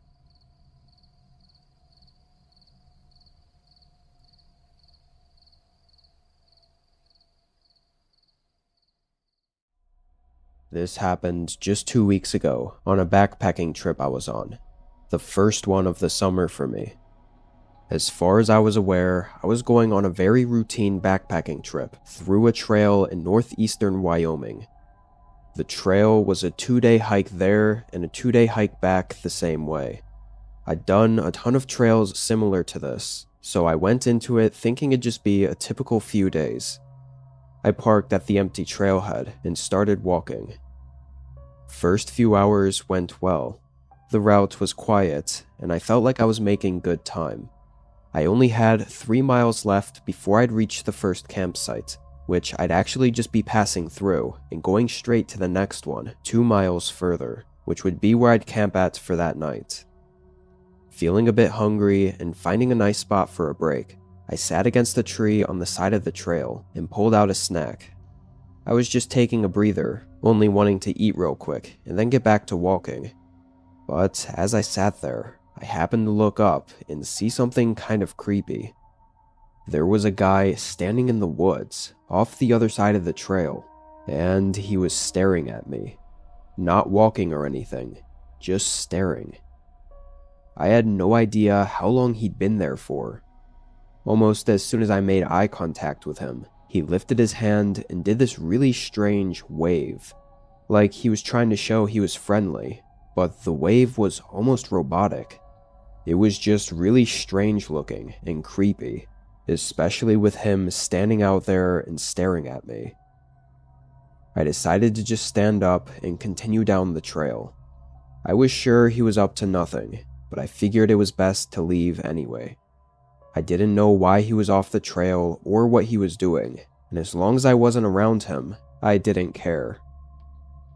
Those next 3 miles were a little more difficult than I expected, taking me almost 2 hours before I reached the campsite.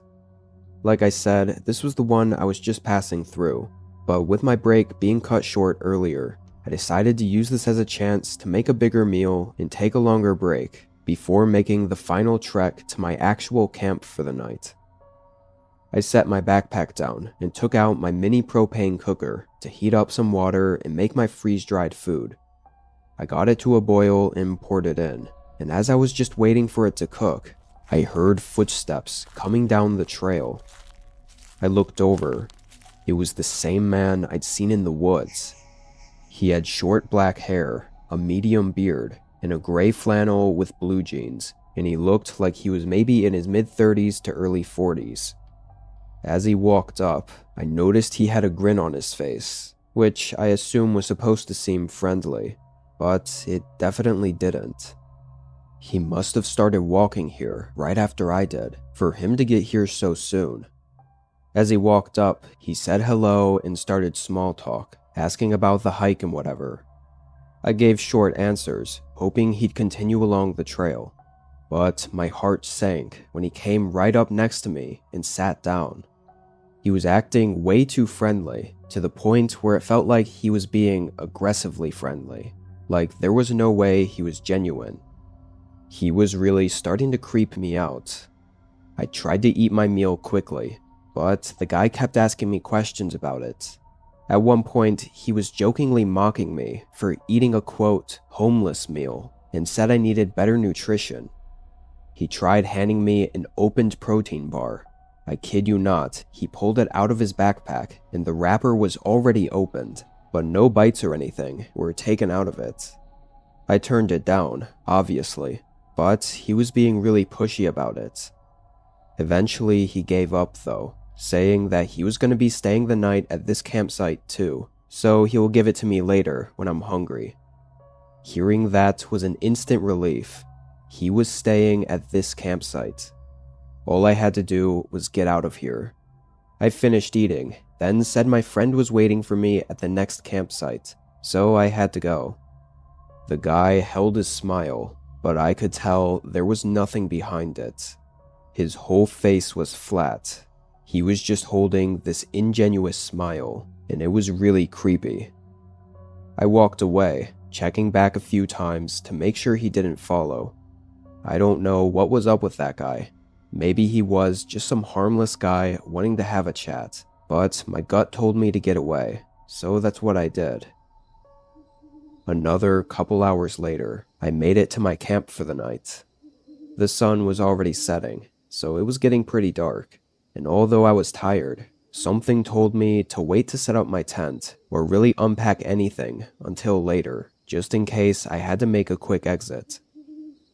Thank God I did, because not 10 minutes later again, I heard those same footsteps crunching on the leaves down the trail.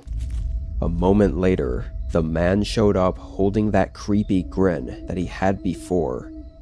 It definitely wasn't smart of me, but immediately when I saw him, I got really mad.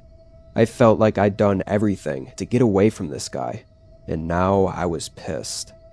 He said he was staying at the other camp, so what the hell was he doing here? Stupidly, I straight up asked if he was following me, and I made it clear by the tone of my voice that I was serious. But the guy just jokingly laughed and said, "Yeah, I'm following you," like he was being sarcastic. He still had that stupid, creepy smile across his face. He started asking if I was hungry after all that walking, but I quickly grabbed my bag and ignored him, walking back the way I came. Again, I didn't see him immediately follow me, but I knew better than to trust that. I passed the previous camp, exhausted, but continued until I couldn't anymore. I was maybe a mile past the first camp. I moved off the trail. Honestly, I'm not sure how far off I even went, probably 200 to 300 feet, then discreetly set up my tent. I left almost everything still in my backpack, just in case, then laid down and tried to sleep.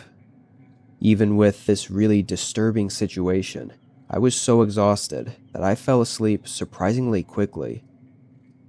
But in the middle of the night, my eyes shot open.